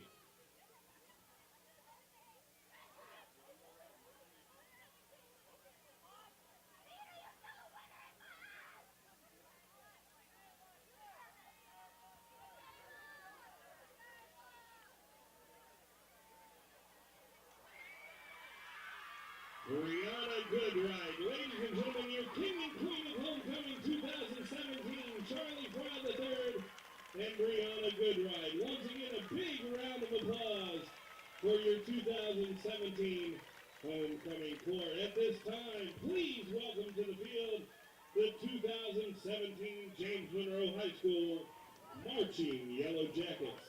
Tonight, the Yellow Jackets will be performing their opener for the 2017 halftime show, Become a Hero. The Marching Yellow Jackets are under the direction of Daniel Johnson, Remo Ortiz, Garrett Allinger, and Courtney Coffey. On October 21st and November 4th, the Marching Yellow Jackets will be performing at two of Virginia's largest marching contests. The James Madison University Parade of Champions. All right, welcome back to Marsh Stadium. All of the festivities, the crowning of the king, queen, princess has taken place. And Bob, you right on top of it. You got all that stuff over there, huh? I was trying the best I could to keep up with it, and if I've misspelled anyone's name, I apologize up front. But anyway, the prince, of course, from the junior class, is Brandon Wooldridge, and the football princess, player. Football player, yep. And the princess, from the junior class, is Millie Hale. And the king, of course, and we had his daddy here. Yep. Charlie Fry Jr. And congratulations to him, and also to the queen, Brianna Goodright, and congratulations to all of the members of the homecoming court. What a great looking crew. Great crew, and congratulations to everybody that was a participant tonight. Not only just the winners, but we want to congratulate everybody for being a part of the 2017 homecoming court. Now the James Monroe High School Marching Band performing down on the field. And we better be correct on this. It's Charlie Fry the third. Oh, that's right. They said junior, so I'm going to correct it because we know better. Yeah, we know better. So it's the third and not junior. So and that means that we're not giving the daddy credit for winning anything down there tonight. We're going to give it to. Hey, we would. Yeah. I mean, we're giving it to Junior's son, the third. Yeah. And so right now it's halftime, 13-7 our score. And Bob, you've got some scoring to pass along to our listeners tonight. Yeah, let's see. King George got on the board first for the only score of the first quarter, and it was all the way down to 34.6 seconds. They had a 9-yard TD pass to Trey Davis. The point after was good, and King George took a 7-0 lead. And I'm still trying to find out if the scoreboard is correct or not on the PAT of the second quarter. But anyway, JM came back at the beginning of the second quarter and scored on the 1-yard plunge by KJ Conaway. The point after was good. The game was tied at 7-all. King George came back with only 2 minutes and 20 seconds left in the second quarter and scored on a 4-yard TD reception by Trey Davis. So he has 2 on the night. And I'll find out whether that point after was good or not, but it's either 14-7 or 13-7, as the scoreboard says, and I'll try to get that correct. You know, I looked up there too, Bob, at the score, and I don't remember them missing. I don't either. An extra point. But it shows only 13 points up there. So 13-7 is our halftime score. Spotsylvania. King George back out on the field, and they're raring to go, Bob. The Yellow Jacket yet to come out.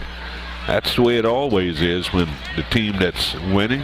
Yeah, well, Jack, they don't have to stay in there too long. Yeah, right. Well, they had to get their ears warmed up a little bit. Yeah. And I'm sure they got their ears warmed up too, as they struggled in the first half of tonight's ball game.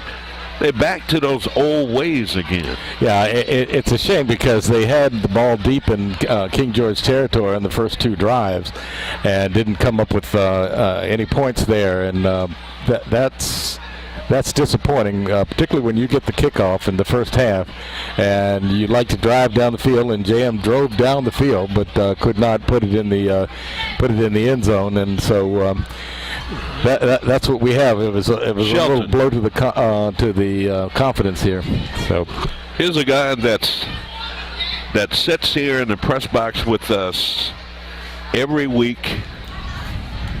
Smile, man, you don't get the camera. I'm going to turn this thing around here. How about that? Yeah. Shelton Johnson, I was just saying, Shelton, you're here in the press box with us every week. Of course, you keep the clock. Are we right in questioning the 13 points? Did they miss an extra point? Yes, they did. Okay. Come on, sit down a minute. I like that answer better than the one we were going. He's an official scorekeeper. Okay, so he would know. Be it. What happened? They just missed the extra point. So we got Shelton. You watched them last week at Chancellor, Shelton, and completely different team. It seemed like they've gone back to some of their old ways in the early part of the season. Not the same team we saw last week, is it? No, definitely not. That running game, seems like we're getting 4 or 5 yards a pop. Tonight, nothing seems to be really clicking. Don't seem to be on the same, a little bit out of sync, I would say. So Big plays, yep. And then a turnover. So, Coach, at the half, what would you tell your team? I'm feeling good because I'm not seeing that we're being dominated. I see that the plays are there to be made. You just have to take advantage of each opportunity and not turn that ball over. And what I said, Shelton, as time was running out to end the first half of play when King George had the ball deep in JM territory, if they can get out of here with giving up only a field goal, they have won the moral victory. So the Yellow Jackets did a great job of denying King George from putting more points on the board. Not only did they not give up the touchdown, but they didn't give up the field goal. Correct. That's another reason why. So that should be a great boost mentally coming out to begin the second half, having played well in that particular series, and say we can get back into this game and beat this King George team. When you think that would, yes, I would agree. That would work. Yeah, the Jackets going to have to kick off to King George to begin the second half. Shelton, I know you. Excuse me, Bob. Mm-hmm. I know you've got to go. The clock is running down. We're getting ready to start. Thanks for having me. Shelton, always, and you sitting with us and a part of us, and you're one of the people that we should have over here more in interviewing because you know the game and it might be a little bit like Jimmy Jones that, when we get on the officials, you might get a little upset. We have been known to lean that way sometimes. So, thank you, Shelton. Real knowledgeable of the game. And of course, Johnny Johnson's son. Oh, now there you go. Yeah, that's Johnny's son, and you work with Johnny. Absolutely. At James Monroe. I tell you what, it is a small world. Small world. Good quality people come along, and they usually turn out to continue to be good quality people. And one thing I've noticed, whatever the parents do, the children seem to come along that same path. Absolutely. And Johnny was a PA announcer here for many years. And Shelton has picked up right where his father left off and is an official scorekeeper here for all the JM High School football games. So I want to thank Shelton for sitting in for a minute. Both teams are back there on the field. Almost there at hardwood. We're not quite there yet. Not quite hardwood. Yeah. And so we're getting set for the whistle to start the second half of football. Yellow Jackets kick it off and it goes into the end zone. Going to be a touchback. 1st and 10 for King George at their 20-yard line. we should see a different team here in this initial series to open up the second half. Yeah, if we don't, it's all over. Yeah, all exactly. over but the shouting. Well, it's almost like the defense is going to lead the way, and this is where they need to show the leadership right down here, 3 and out, and give it back to the offense and let them do their job. So it's going to be 1st and 10 for King George at their 20-yard line as we begin the third quarter of play, and we should be able to pick it. We should be able to pick it right up as we begin this initial series to open up this second half. King George, talking about us picking it up, they picked it up. Yeah, we don't need any big plays like that. Anyway, well, we got the councilman here. Congratulations on behalf of your son there. Yeah, He'll make a great king. I don't know how my wife got on the field, but she made it. So 10-yard run around the right side for King George, giving the Foxes a first down. Inadvertently, we said Charlie Fry Jr., and I said we can't give Dad the credit. No. I'm going to have to give it to the board tonight. Yeah, my teeth wasn't as straight when I was singing this script. 1st and 10 facing the Foxes. Nice play. Yellow Jackets coming up with a big defensive play. KJ Conaway.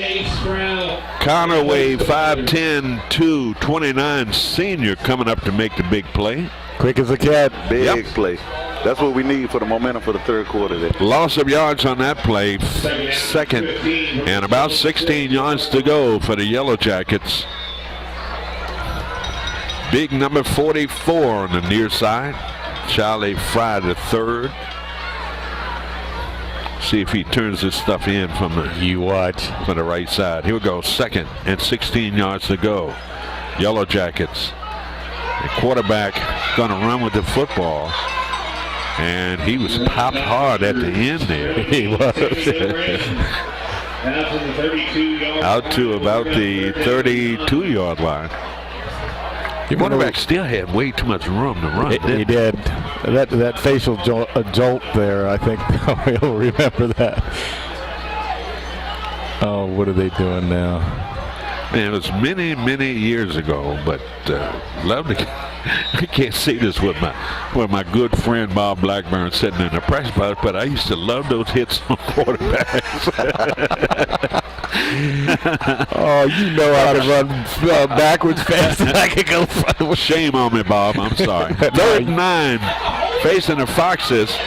Quarterback running for his dear life, and he throws it away into the bench on the far side. Look who was chasing him down. Charlie Fry the third coming in from the back. And number 3. Yeah.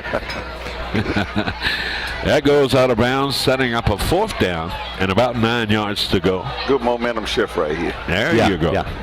9:54. And I'll ad-lib while you pros do your job. While I hang in your booth. All right. 4th down, 9 yards to go. Oh. And that'll be a short punt. Doesn't turn over. Yellow Jacket's going to watch it. It's going to be down at the 38-yard line. So that's good, decent field position to work with. This moment to recognize the Rappahannock Valley football officials for tonight's game.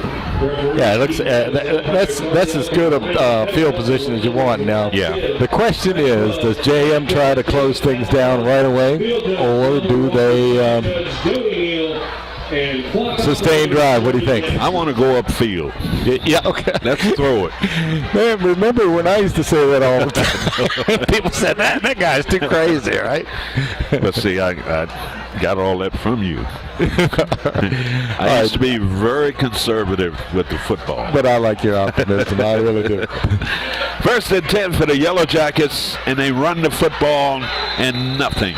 Loss of a yard on that play. What did I say we might have to do? Go for it. Yeah. Yeah, I'm more for 3.5 yards per play. That's what I'm looking for. Right up his gut. Charlie, I'm looking for a first down with every throw. 10 throws, touchdown. Huh? Yeah, let's be realistic. All right, there. We'll chip away at him. But a new thing here, since we found out officially that the score really is 13-7, Jackets could take the lead on this drive. They could. And psychologically, that would help. Receivers split to the near side of the field. 2nd and 11 yards to go. Quarterback under center. It's a run, and he's hit in the backfield. Boy. My goodness. That defensive line for King George is too aggressive. You got to do something to counter that. You need to get the ball out to some of your receivers in a quick way, like in the flat, or run a jet sweep or something. Right. Last week they had a lot of these swing passes that really did work well. Yeah, because they finding some heat up the middle. 3rd down and 12 yards to go. GM at their 35-yard line. 2 receivers to the near side of the field. Quarterback looking downfield. You got to get rid of it. And he throws a nice ball and a catch. There we go. 20, 15, 10. Summers the football and he falls on it. He got it back. He got it back. Wow. They did the exact same thing they did to him before over on the other side. Big play. Now, gentlemen, I don't mean to say I told you so. But you got to open that thing up a little bit. Nice catch. 60-yard completion. And thank the good Lord that he got his own fumble back this time. Yes, indeed. Somebody give 15 a Gatorade. Let's help that man out. He Chris working hard. Reeves Williams on the receiving end. Fumbled the football but fell right back on it. 1st and goal for James Monroe at the King George 5-yard line. All bunched in there under center. Quarterback turns, hands it off to, oh my goodness. Missed assignment on the near side, number 54. Drew Knott, 6'3", 260. Boy, he smelled that play. He was in the JM huddle. Yeah, I think he heard the play. My man. All right, so. Now, that fellow was a pretty good cornerback. You know what? Chapman there. Leo Chapman. For that other school. Yeah, we don't even call their name. So 2nd and goal. Loss of a couple of yards for the Yellow Jackets. The man is wide open, and it's going to be picked off at the goal line. Ball hung up there. Intercepted by King George. They will take over. That's a hard-working run. That's all right. All right, to tell you what it makes me sound like I know it all, and I won't say that. But that's one I wish the quarterback, I know he's thinking he wish he had it back. Yeah, I like that idea of the flats, but he probably needed somebody to circle a little deeper and then get some running room because, wow, he was covered. So the pass intercepted right around the goal line, returned out to the 10-yard line, and Foxes have the football, and they run it in the middle, and look at that pile of defense there by James Monroe. We don't need the 5 in momentum on shift. the play. The momentum shift is what we don't need right now.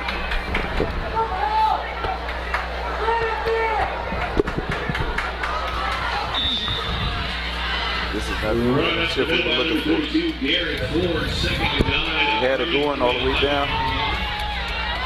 2nd. I'm sorry, Charlie. 2nd and 9 for King George, the Yellow Jackets. And a running play, and Conaway. Brought down, runner on the play, number 4, Cameron Shaw, brought down by DeMarcus Conway, Chase Brown, and the host of the Yellow Jackets. Good defense. Yeah, Jackets are punishing them down there. Let's. Chase Brown too was in on the stop. No, certainly want to give these players credit, Bob and Charlie, when they are in on a play. So back to the original line of scrimmage, 3rd and 10 yards to go. Got to put some pressure on the quarterback. Can't allow him to sit back there and just pick this defense apart. Quarterback under center. Barks out the signals. 3-step drop, plants, fire the pass, and it's a nice defensive play. Yeah. Yes. See that in the pros. That's the way to do it. Arm goes up there. Covered him like a blanket. Yep. Good job. So the Yellow Jackets came up and played good defense there and forced King George to punt the ball here. 5:36 to go. And I think once the Yellow Jackets can get the lead here, Bob and Charlie, it should make a difference in the way they play the rest of the game. I would think that would help a lot because they would take the lead by 1 point, I'm sure. Punter standing in the end zone. Get a good block on that. Oh. And here's your kick and a good return by the Yellow Jackets. 30-yard line, 25. And he's still on his feet down inside the 15 to about the 12-yard line. That's our other quarterback. Yes. Monroe Barnum on a return. Boy, they almost got that wall set up, didn't they? Back at the home base again. We try it again. I wonder, does Mr. Blackburn and Mr. Pepper get invited to the coaches' meetings? That's what I'm wondering. Because from what I'm seeing up here, it looks they like don't want us near. They don't want us in the same building, do they, Bob? No, and I wouldn't blame them on my part. Now, for Herman, they probably would listen to him. Hey, I want you guys to take the credit while I give it. Oh, man. Great play calls by First Mr. and Griffin 10. and Mr. Blackburn. I'm sorry. Sometimes I'm lucky, Charlie. Quarterback is going to have to get rid of Hold it. the ball, that's all. Hold the ball, almost fumbled it. Now, who's dialing up all these passing plays now? We've got a pretty decent running game, but you got to get these guys out in space. You can't run inside. Yeah, a deep pitch, and let AJ or somebody, Yes. pick out his space. What do you think, Charlie? I would like to see the big number 36, like a Jerome Bettis, come right up the gut for 3 yards over and over again till the linebackers get tired. Because, the linebackers don't have to work too hard on this. So, second down. And about 18 yards to go. Slant coming across the middle with the catch. That could have led for a touchdown. Yeah, he came open quickly. Is that Reeves? Williams? I think so. He's 15, right? 15, yeah.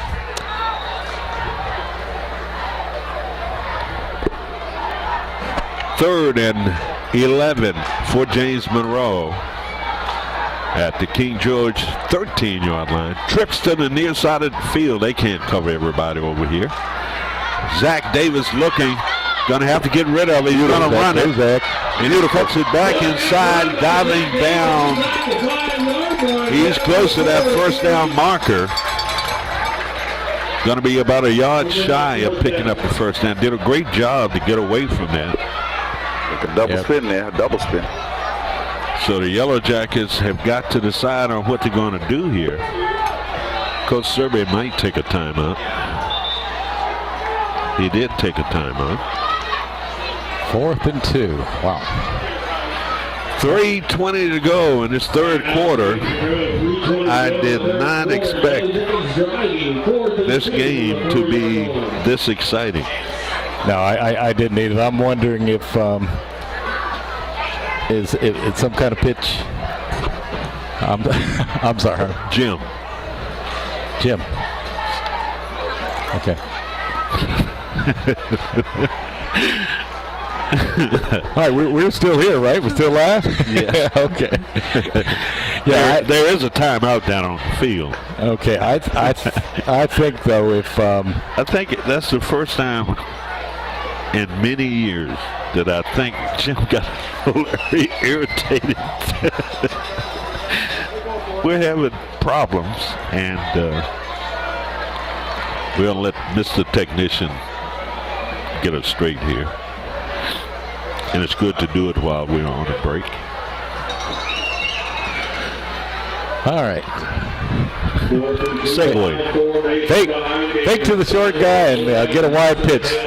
4th and a yard to go for the Yellow Jackets. Davis under center. Turns. Hand it off. Wow. Oh, I never saw that.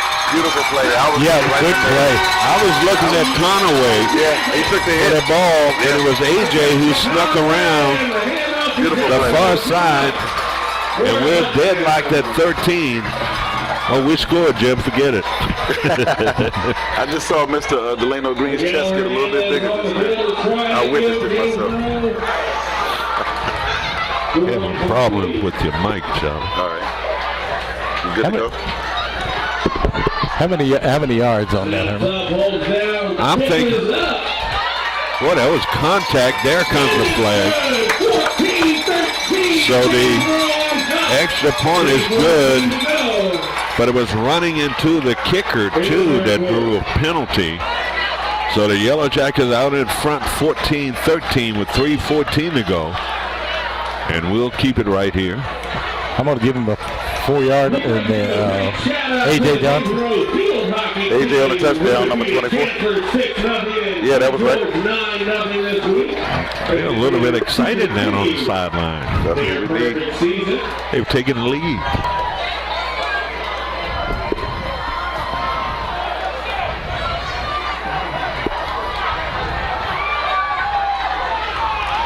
Okay. Okay, good run by the Jackets here. So the Yellow Jackets get on the board and take the lead at 3:14 of the third quarter. Get down there, get a big 3 and out on King George, and get them down while they're downable. It wasn't roughing the kicker. It was roughing the kicker. The difference in the penalty, roughing and running into. And roughing the kicker is more severe than running into the kicker. You know, might want to think of going real high on this kickoff and letting that thing drop behind that line there. And let some of you people get downfield to try to recover the football. Yeah.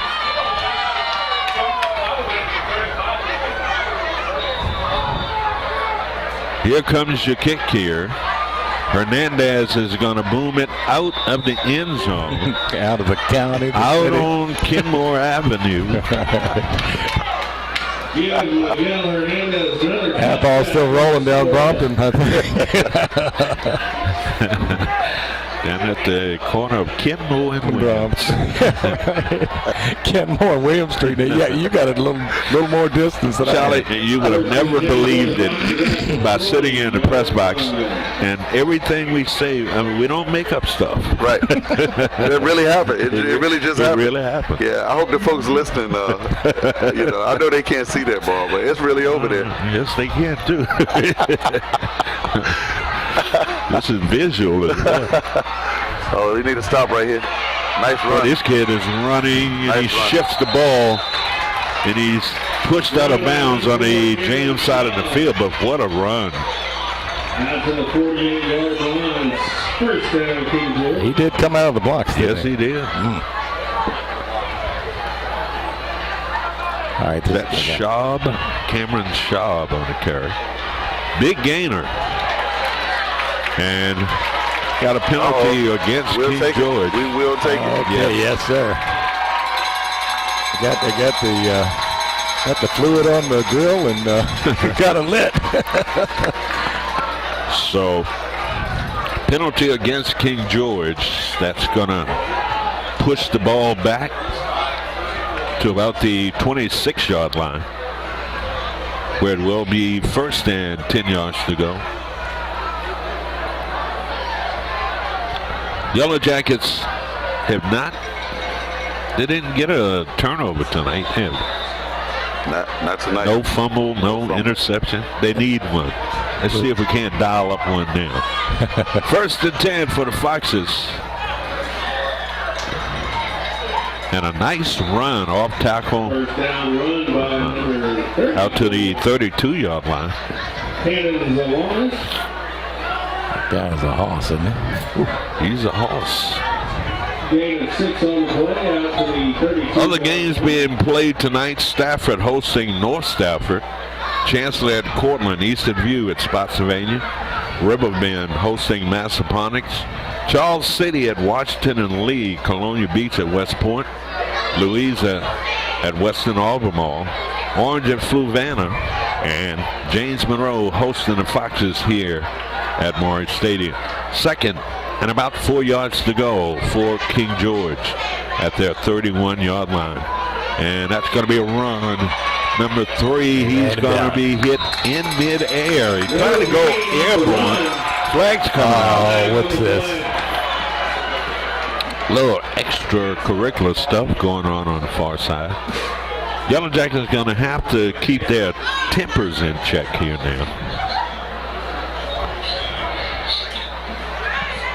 I thought extracurricular was a good thing. You're right. You put it on your resume, right? Extracurricular Activities. Yeah. But Okay. you want to make sure that they're good extracurricular. Oh, okay. I need that breakdown sometimes. Mr. Yeah. Blackbird and Mr. Griffin. Yeah, something I like need that. accepted at Yale, but not accepted at jail. That's right. Oh, well, here we So go. they are talking with King George. So maybe the Yellow Jackets fisticuffs. Yep. That's a long one, too. So the Yellow Jackets are going to have to keep their heads into the game now and not let King George work on the nerves. It's a And 15-yard there. And get them to commit some of these silly fouls. They're almost back here where they started from. So 1st and 10 for King George. Big hitter up the middle, 10-yard gain down inside the 45 to about the 43-yard line. Can't afford to give up 10-yard runs now. Yeah, they found out something in the first half, that big beefy fullback they have there. He's something. Minute 30 remaining in this third quarter. Second, didn't give him the first down, so 2nd and a yard to go for the Foxes.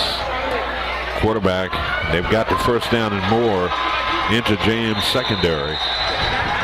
Down to the 30-yard line. 30-yard line, that's enough for a... I'd be a little bit concerned about the running game by King George now. I mean, that's gaping holes right up the middle. Need a break. Yeah, one nice stop up the middle will kind of shut that down, and maybe the King George will run another option there. Yeah. But I think that they'll keep running it until it doesn't work. Dance with who brung you. 1st and 10 yards to go for King George. And it seems to be a mix-up. The Yellow Jackets stayed at home and defensed it well. And No gain on the play. I think the quarterback fumbled the snap a little bit, and the Jackets are right there to punish him. we ordered that fumble, about 6 plays back? A little late. I hope we force him into a throwing situation, and we pick 6 him. 20 seconds to go here in this third quarter. 2nd and about 8 yards to go for King George at the James Monroe 28-yard line. I thought I saw movement. Number 34 around the right side has the first down, or close to the first down marker. Number 34 out to the 20-yard line, enough for another King George first down. Cannon Zalonis, 5'10", 194. That's a great name for a running back. Cannon. Yeah.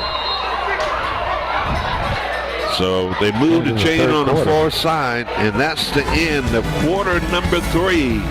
Homecoming 2017 here at Morris Stadium. Our score, James Monroe hanging on to a narrow lead here, 14-13. Back after this. That's the end.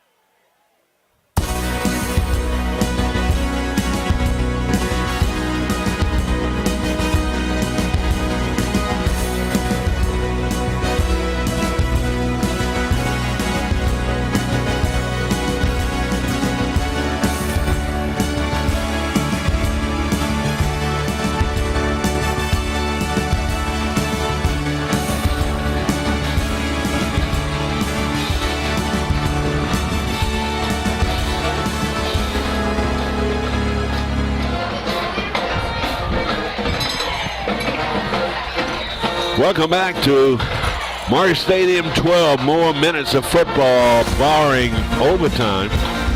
And Foxes keep it on the ground. Conaway in on the stop for the Yellow Jackets, and watch them peel off there. Some of the JM players. 23, 22, 6. Number 54 for the Yellow Jackets, Kerry Young, 6-footer, 289 pounds. He's a senior. No gain on that play. Might have lost about 6 inches or so. We'll take that. Well, we're here in the press box here at Monroe Stadium. I'm Herman Kay, alongside City Councilman Charlie Fry and my good friend Bob Blackburn.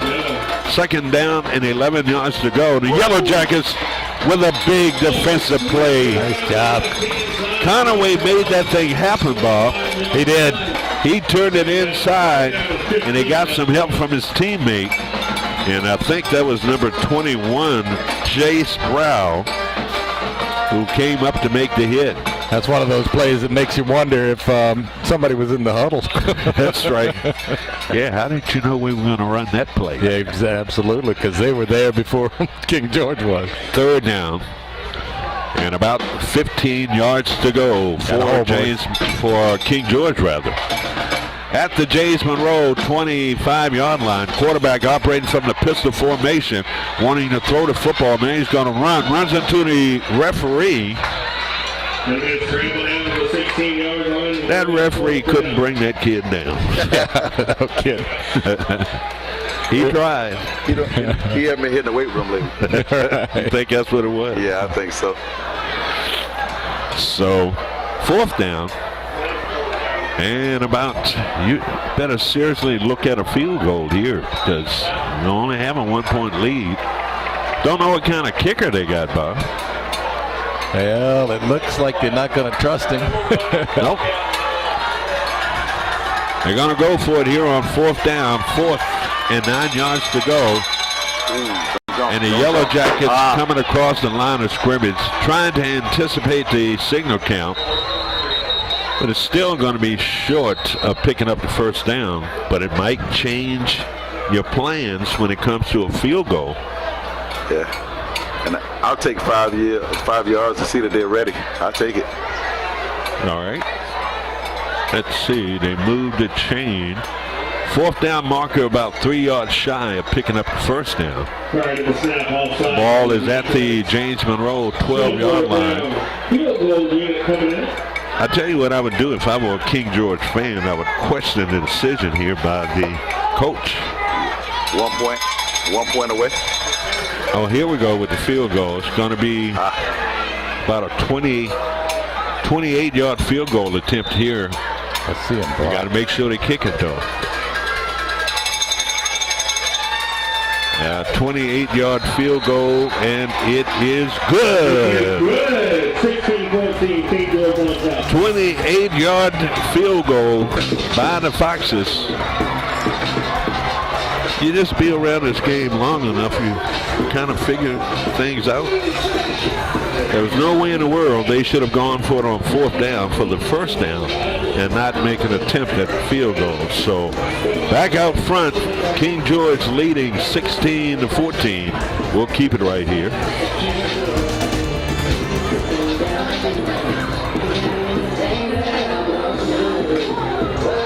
And once again tonight, the crowning of the king and queen and the princess, and Dr. Blackburn has all of that information. Do have that, and you want me to go over? Yeah, you got a little while. All right, let's start, right? Let's start with the king. Charlie Fry the third. The king, the prince was, what was that first one? What was that first one again? Charlie Fry the third. Princess Millie Hale and Queen Brianna Goodright. So, congratulations to all the winners. And squib kick along the ground. Pick it up and run with it. Yellow Jackets a hole over here. And he turns the corner. And You know, we talked about his desire to run the football, A.J. Johnson, Bob. He was about 6 inches from the sideline. You know, he cut it back inside to prevent from going out of bounds. Mm-hmm. He wanted contact. Now, back in the day, I would have stepped out of bounds. How about you, Charlie? Yeah, one thing we don't see about Mr. A.J. Johnson is we don't see the size of his heart on this chart.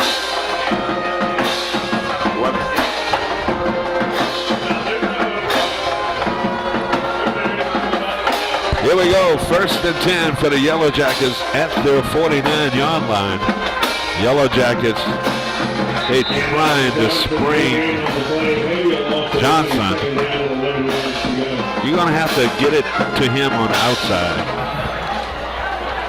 Yeah, what I was saying is one thing we don't see is the size of Mr. Johnson's heart. We don't see that.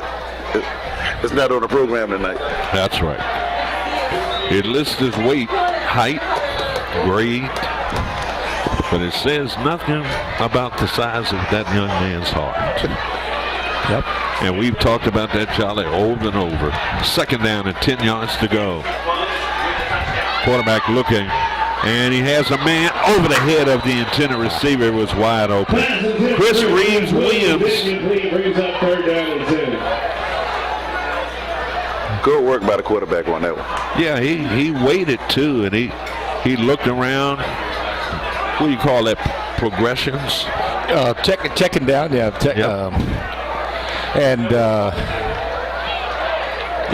A lot has to do with Zach has a strong arm, and sometimes he lays it out there, way out there. Yes. And it's adrenaline mostly, I think.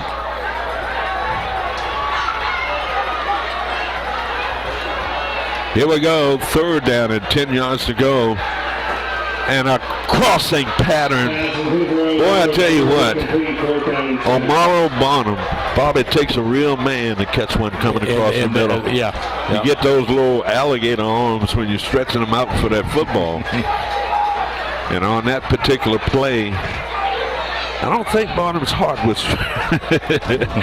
A lot of traffic coming across the middle there. So that falls incomplete. 4th down. 8:41, plenty of time left in this football game. Yellow Jackets going to have to pin them back deep in their own territory. Need a break. And then man short. Number 75, Travis Dawson. 296. That was almost over the head. Get it away. Good recovery. Got a good punt off. And it's going to roll. Let it roll. Down to the 8-yard line. So this is the opportunity the Yellow Jackets need to keep them down here, pin them down here, and on the punt exchange, get good field position and come back and win this football game. Yeah, the punting game looks good tonight. I have to give them a big check mark on that.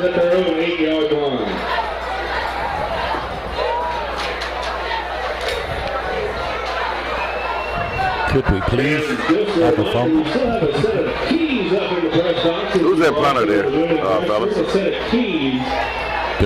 Who's that guy that punted for Virginia? The punter? Yeah. Oh, that's Cargill kid, Chris Cargill. 5, Chris Cargill, okay.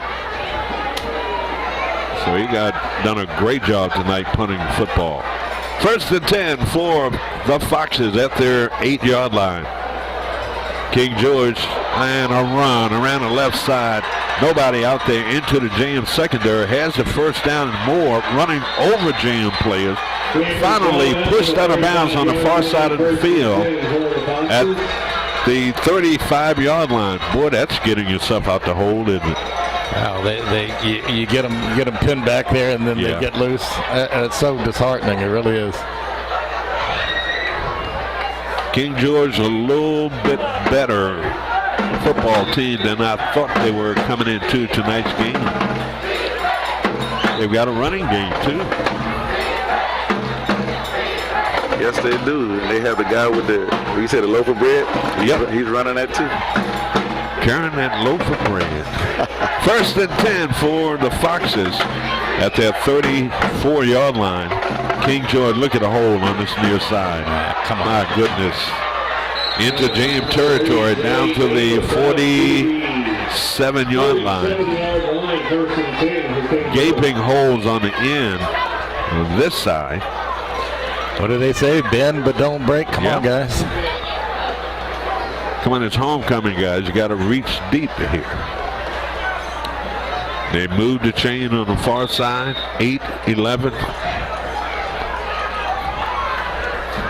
I saw you stretching. Brother Fry, I saw you stretching. Bob, I had to get the best stuff. One of those fatherly stretches. When you're watching your kid out there, you know, your mind starts spinning sometimes. 1st and 10 yards to go. The Yellow Jackets stay at home. No gain on the play. Nice defensive play there by Jam. And on the tackle, Kerry Young, Chase Brown. Can you Chase Brown, stop for James Monroe. Number 42 checking into the lineup.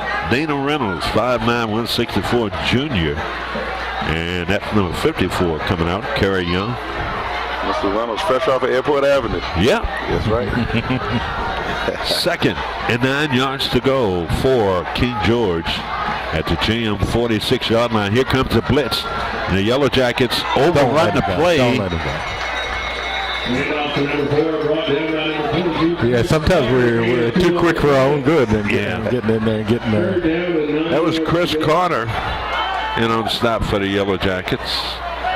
Number 2 coming up, Brandon Woolridge from his DB position. 3rd down. Big play. Yes, sir. Big play here. 6:41 to go. In this football game, the Yellow Jackets trail King George 16-14. 3rd down. Quarterback under center. Looks like a split backfield. Quarterback rolling to his left and releases a pass over the head of the intended receiver. Good stop on defense. He wasn't set up back there, and he's getting some men coming open, and he's missing them. Didn't have time to release that football. Barely got it off. That pressure was right on the quarterback as he released that football. So a punting down here for King George. And the Yellow Jackets will have another chance here with 6:20 to go in this football game. Foxes need a good snap. And the punter gets off a low kick. Going to take a King George bounce down near the 5-yard line. What a good coffin corner kick. Yeah. 1st and 10, James Monroe. You know, most high school kickers can't usually do that. It's wonder he didn't kick it into the end zone. So here we go. Buckle up your seatbelt. It's going to be a bumpy ride down the stretch here with 6:10 to go in this football game. Yellow Jackets down by 2. And guess what? We have a pretty good kicker. Yeah. Miguel Hernandez, a senior. So we need to get into his range. And we can get out of Dodge here with a 1-point win. Here we go. 1st and 10 for the Yellow Jackets at their 5-yard line. 95 yards away from pay dirt. And the Yellow Jackets keep it on the ground. 2-yard gain on the play. Got a flag. Let's not be James Monroe, please. Let's see. Hold the phone. Let's hope it's defensive holding. He's talking. It's going to be against the Yellow Jackets. Ouch. See some of the jam players walking away with their hands in the air. Might be an ejection here.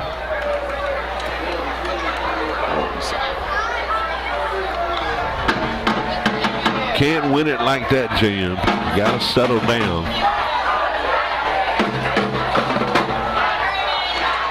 Unsportsmanlike conduct call against the Yellow Jackets. That's going to be half the distance to the goal.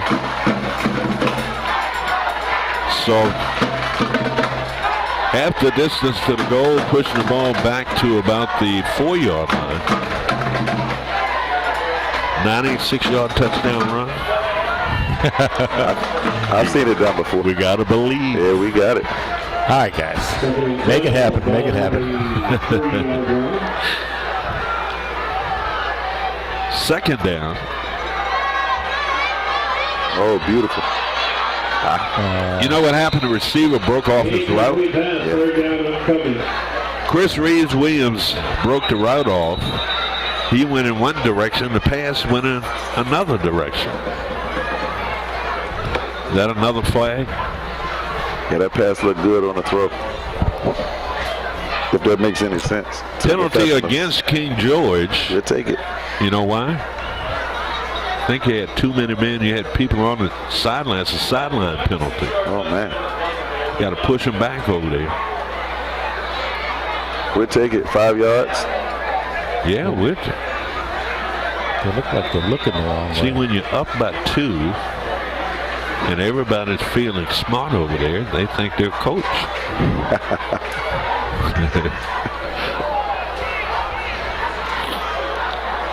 So third down and 11 yards to go. Did they push the Yellow Jackets back? I thought they did. Third down coming for the Yellow Jackets. So third and 11 facing the Yellow Jackets. 2 receivers to the near side of the field, 1 to the far. Man in motion, whistle coming out. Going to be a delay of game against the Yellow Jackets. When it rains, it pours. The Yellow Jackets coming unglued at the seams now, making mistakes. 5:36 remaining in this football game. Can't afford to make mistakes here. Delay game will bring up third down and 14 from the 2-yard line.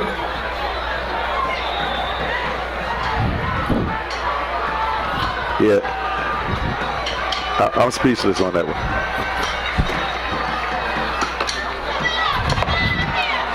The Yellow Jackets run the football.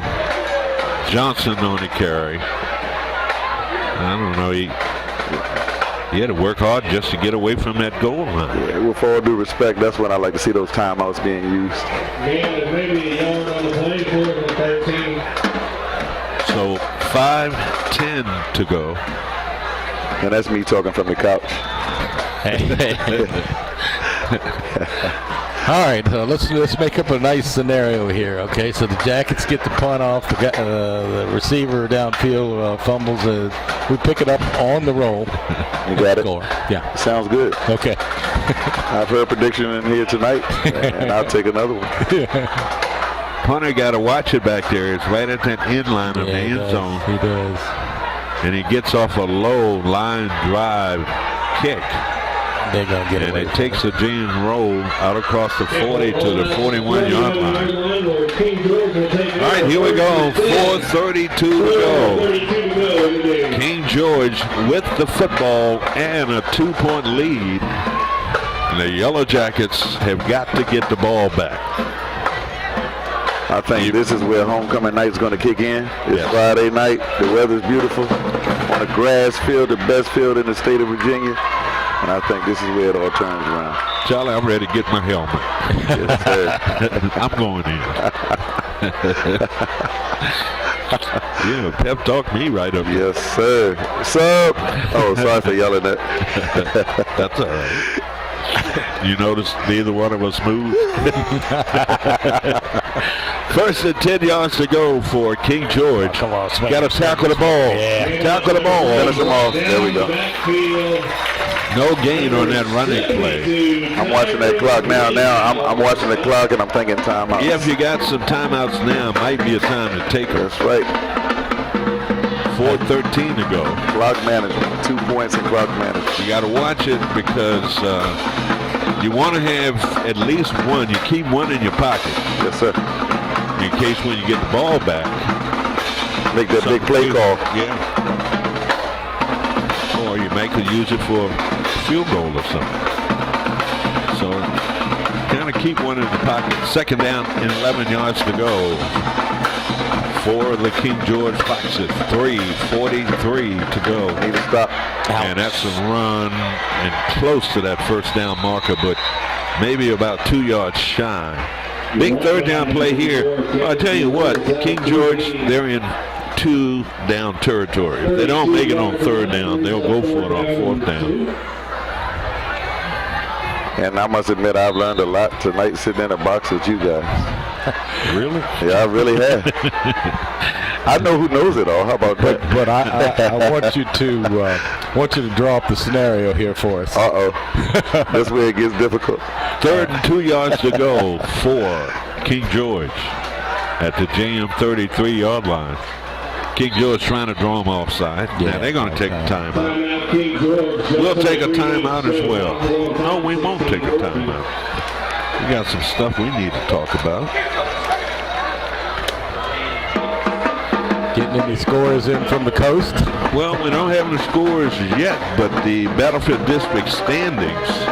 Number 1, Red Hot Eastern View, top the district at 5-0.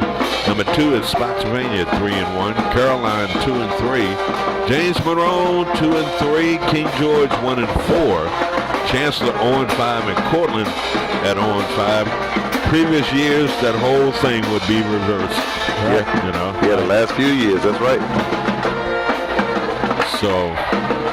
But one of those 2 C teams is going to get a win tonight. Cortland or Chancellor. Let's see. You know, we're in the 3B region. Spotsylvania is atop that with a 20.5 point average. Warren County, Thomas Jefferson and Richmond, then James Monroe at 18. That's before tonight's game. You got to bring him down. And they were unable to bring him down, and the Foxes screaming that they picked up the first down. Almost only counts in, what game is that, Mr. Griffin and Mr. Blackman's at Horseshoes? What was that, Charlie? Almost only counts in Horseshoes, is that right? Hand grenades. Okay. And slow dancing. I've did some slow dancing before. With one woman. Yeah, that's right. That's my wife. How about you guys? Same. Charlie, you know, we way too smart for that one. I hope the folks listening enjoyed that joke. First and 10 yards to go. Come on. That's it. Big stop. But that takes too much. You got to make sure you make the tackle. Then some of these other guys got to come up and try to strip the football. 2:17 and counting down here in this fourth quarter. The lights are dimming here at Marge Stadium. The Yellow Jackets have got to come up with a way to get the football back. This was a big game for them tonight.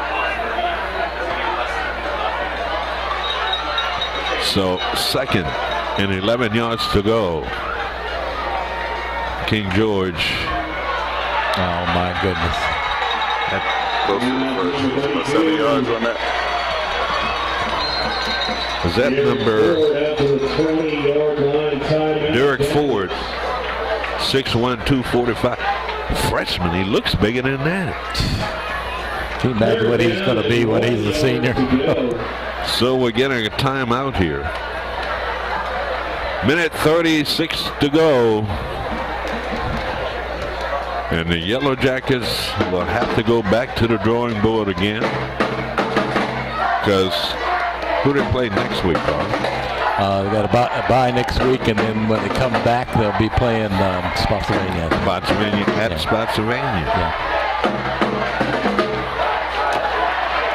So I guess if you're going to have a loss tonight, it's a good night to take one because you got to buy. You can work on some things next week.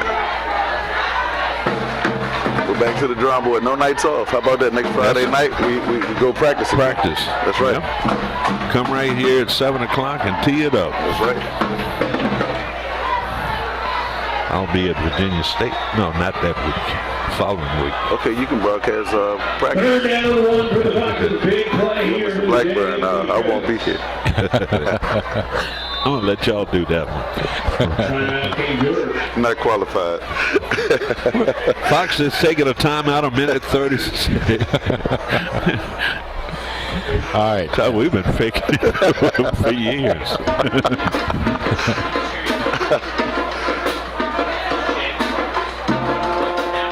It's been my partner. Been a great partner to work with. How many years you guys been together here? 20-something, we stopped counting. Yeah.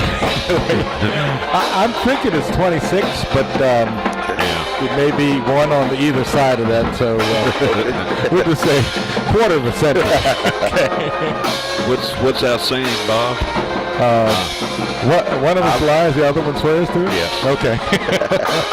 So I'll lie about something and he'll swear to it. Okay. It makes it official. Stamp of approval. Majority rules. Moment of silence. Let's have a miracle, okay? Third down. Come on, And a yard to go. Come on. Yellow Jackets.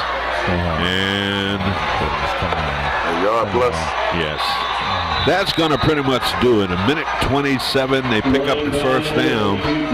Down at the James Monroe 12-yard line. It's been fun tonight for us here in the press box. Kind of tough on the kids down there tonight. Not winning this big rival game against King George on homecoming night. But we certainly enjoyed your presence here in the booth. Charlie Fry, Jr., City Councilman, Fredericksburg. We appreciate all the wonderful things you do for our city. And we invite you back. Yeah, honored to have you. Honored. Yes. Thank you. Here we go, third. And King George. Fumble on the play. Yellow Jackets saying they've got the football. Let's get it. And they do. Okay, that'll help. There you go, Mr. Blackburn. 1 minute remaining. And the Yellow Jackets come up with the football. Wow. That's the break they needed 5 minutes ago. Okay, now this has raised a question. You can't go conservative. You're going to have to throw that ball 4 times. Yes, sir. Lay it on the line. We also have to find out how many timeouts they have. You got a minute to go. Should be one. We don't have to get a touchdown to win this football game. That's true. We can get down and get in field goal range and leave it to the foot of Hernandez. Mr. Hernandez, first year kicker, right? Is First that right? year kicker. Yes, sir. Last year we had another kid who was good. Ayala. I think that was his name last year. I said get him some Gatorade. Oh, wait a minute. What happened? They're going to get the ball back to King George. Man. All the air just went out the balloon. All right, then they must have said he was down before he fumbled the football. Without going to the tape. Yeah, we could have played that back. Man, we might get a something. Oh, we got a penalty here or no? So now they're taking a timeout. Okay. Never seen the defensive coordinator that upset. 1 minute to go. I know that guy. 16-14. I've seen him a couple of times. Yeah. I think his last name is Griffin. Yeah, he's. Is it? If I'm not mistaken. Back in the day, we used to. He's a good one. He's a definite good one. Yes. So he might bring that fire we need. You never know. Mild-mannered defensive coordinator just got a little bit excited down there with the referee. Certainly didn't get that from his dad. So people can't see us. So we were holding it back when we tried. All right, come on, fellas. We'll take another miracle. That may be the spark. Oh, yes, the indeed. coordinator, I think he might have sparked something there. I see the guys out there pumping fists and smacking the ground. So. Well, King George is in their prevent here, taking a knee. That's going to pretty much do it. I was hoping they're going to have to run one more play off. In the victory formation. And then I was hopeful. I'm still hopeful. That clock is still running. What kind of attitude, mood will your son be in tonight? Does he take this? All right, let's bounce back and get him next time. Complete frustration. No IHOP tonight. No TGI Fridays. Can you take us? Yeah. I say we go tonight. Well, that's going to do it. hard to take. Hard to take. So King George taking a last snap of the football game. Yellow Jackets cannot stop the clock. 7 seconds to go. 5, 4, 3, 2, 1. And a win like this by King George could make their season defeating the Yellow Jackets here at home to upset their homecoming. Once again, that final score from Monroe Stadium, King George upsetting the Yellow Jackets 16-14. We'll be back to wrap it up and put a bow on it right after this timeout. Congratulations to our entire home court. We hope all the students have a wonderful and safe time at the dance tournament.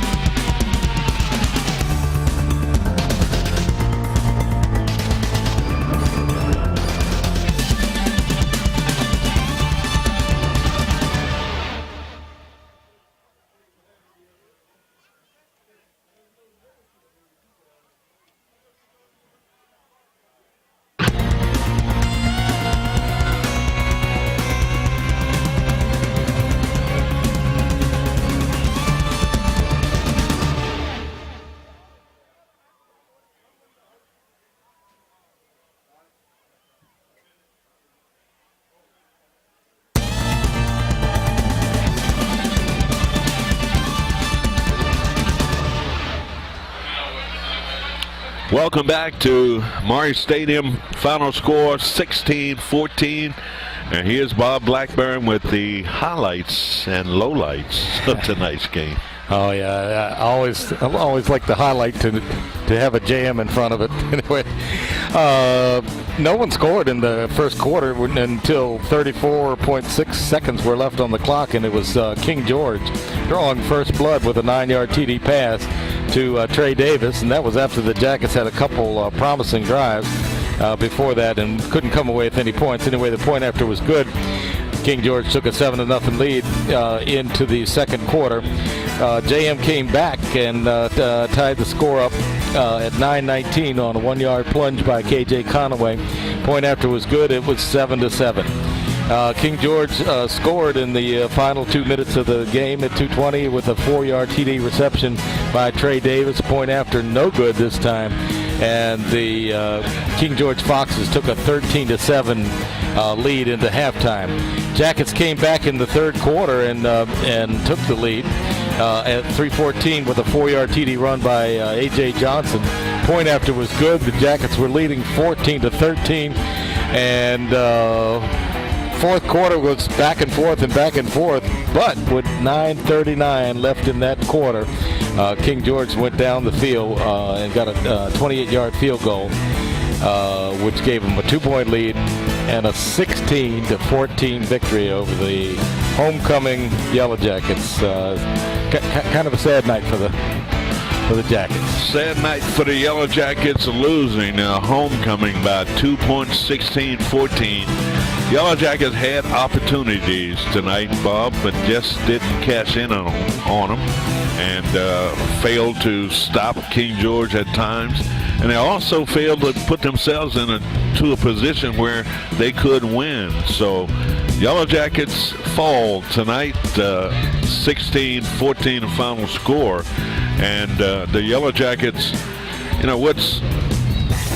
they had 2 streaks going this year, Bob. The 0-3 start, right? Then putting 2 wins together, and now they're back to their losing ways. So they're going to really have to define where they are for the remainder of the season and try to put together and win at least 3 more games Yeah, I was looking down the list there, and they have a possible. If they had won tonight, they had a possible 6-4 season going. I think best now they could do with 5-5, but I say in the new playoff thing that'll get you to the playoffs. I'm thinking so too. So 5-5, they can make it to the playoff, and like we talked about before.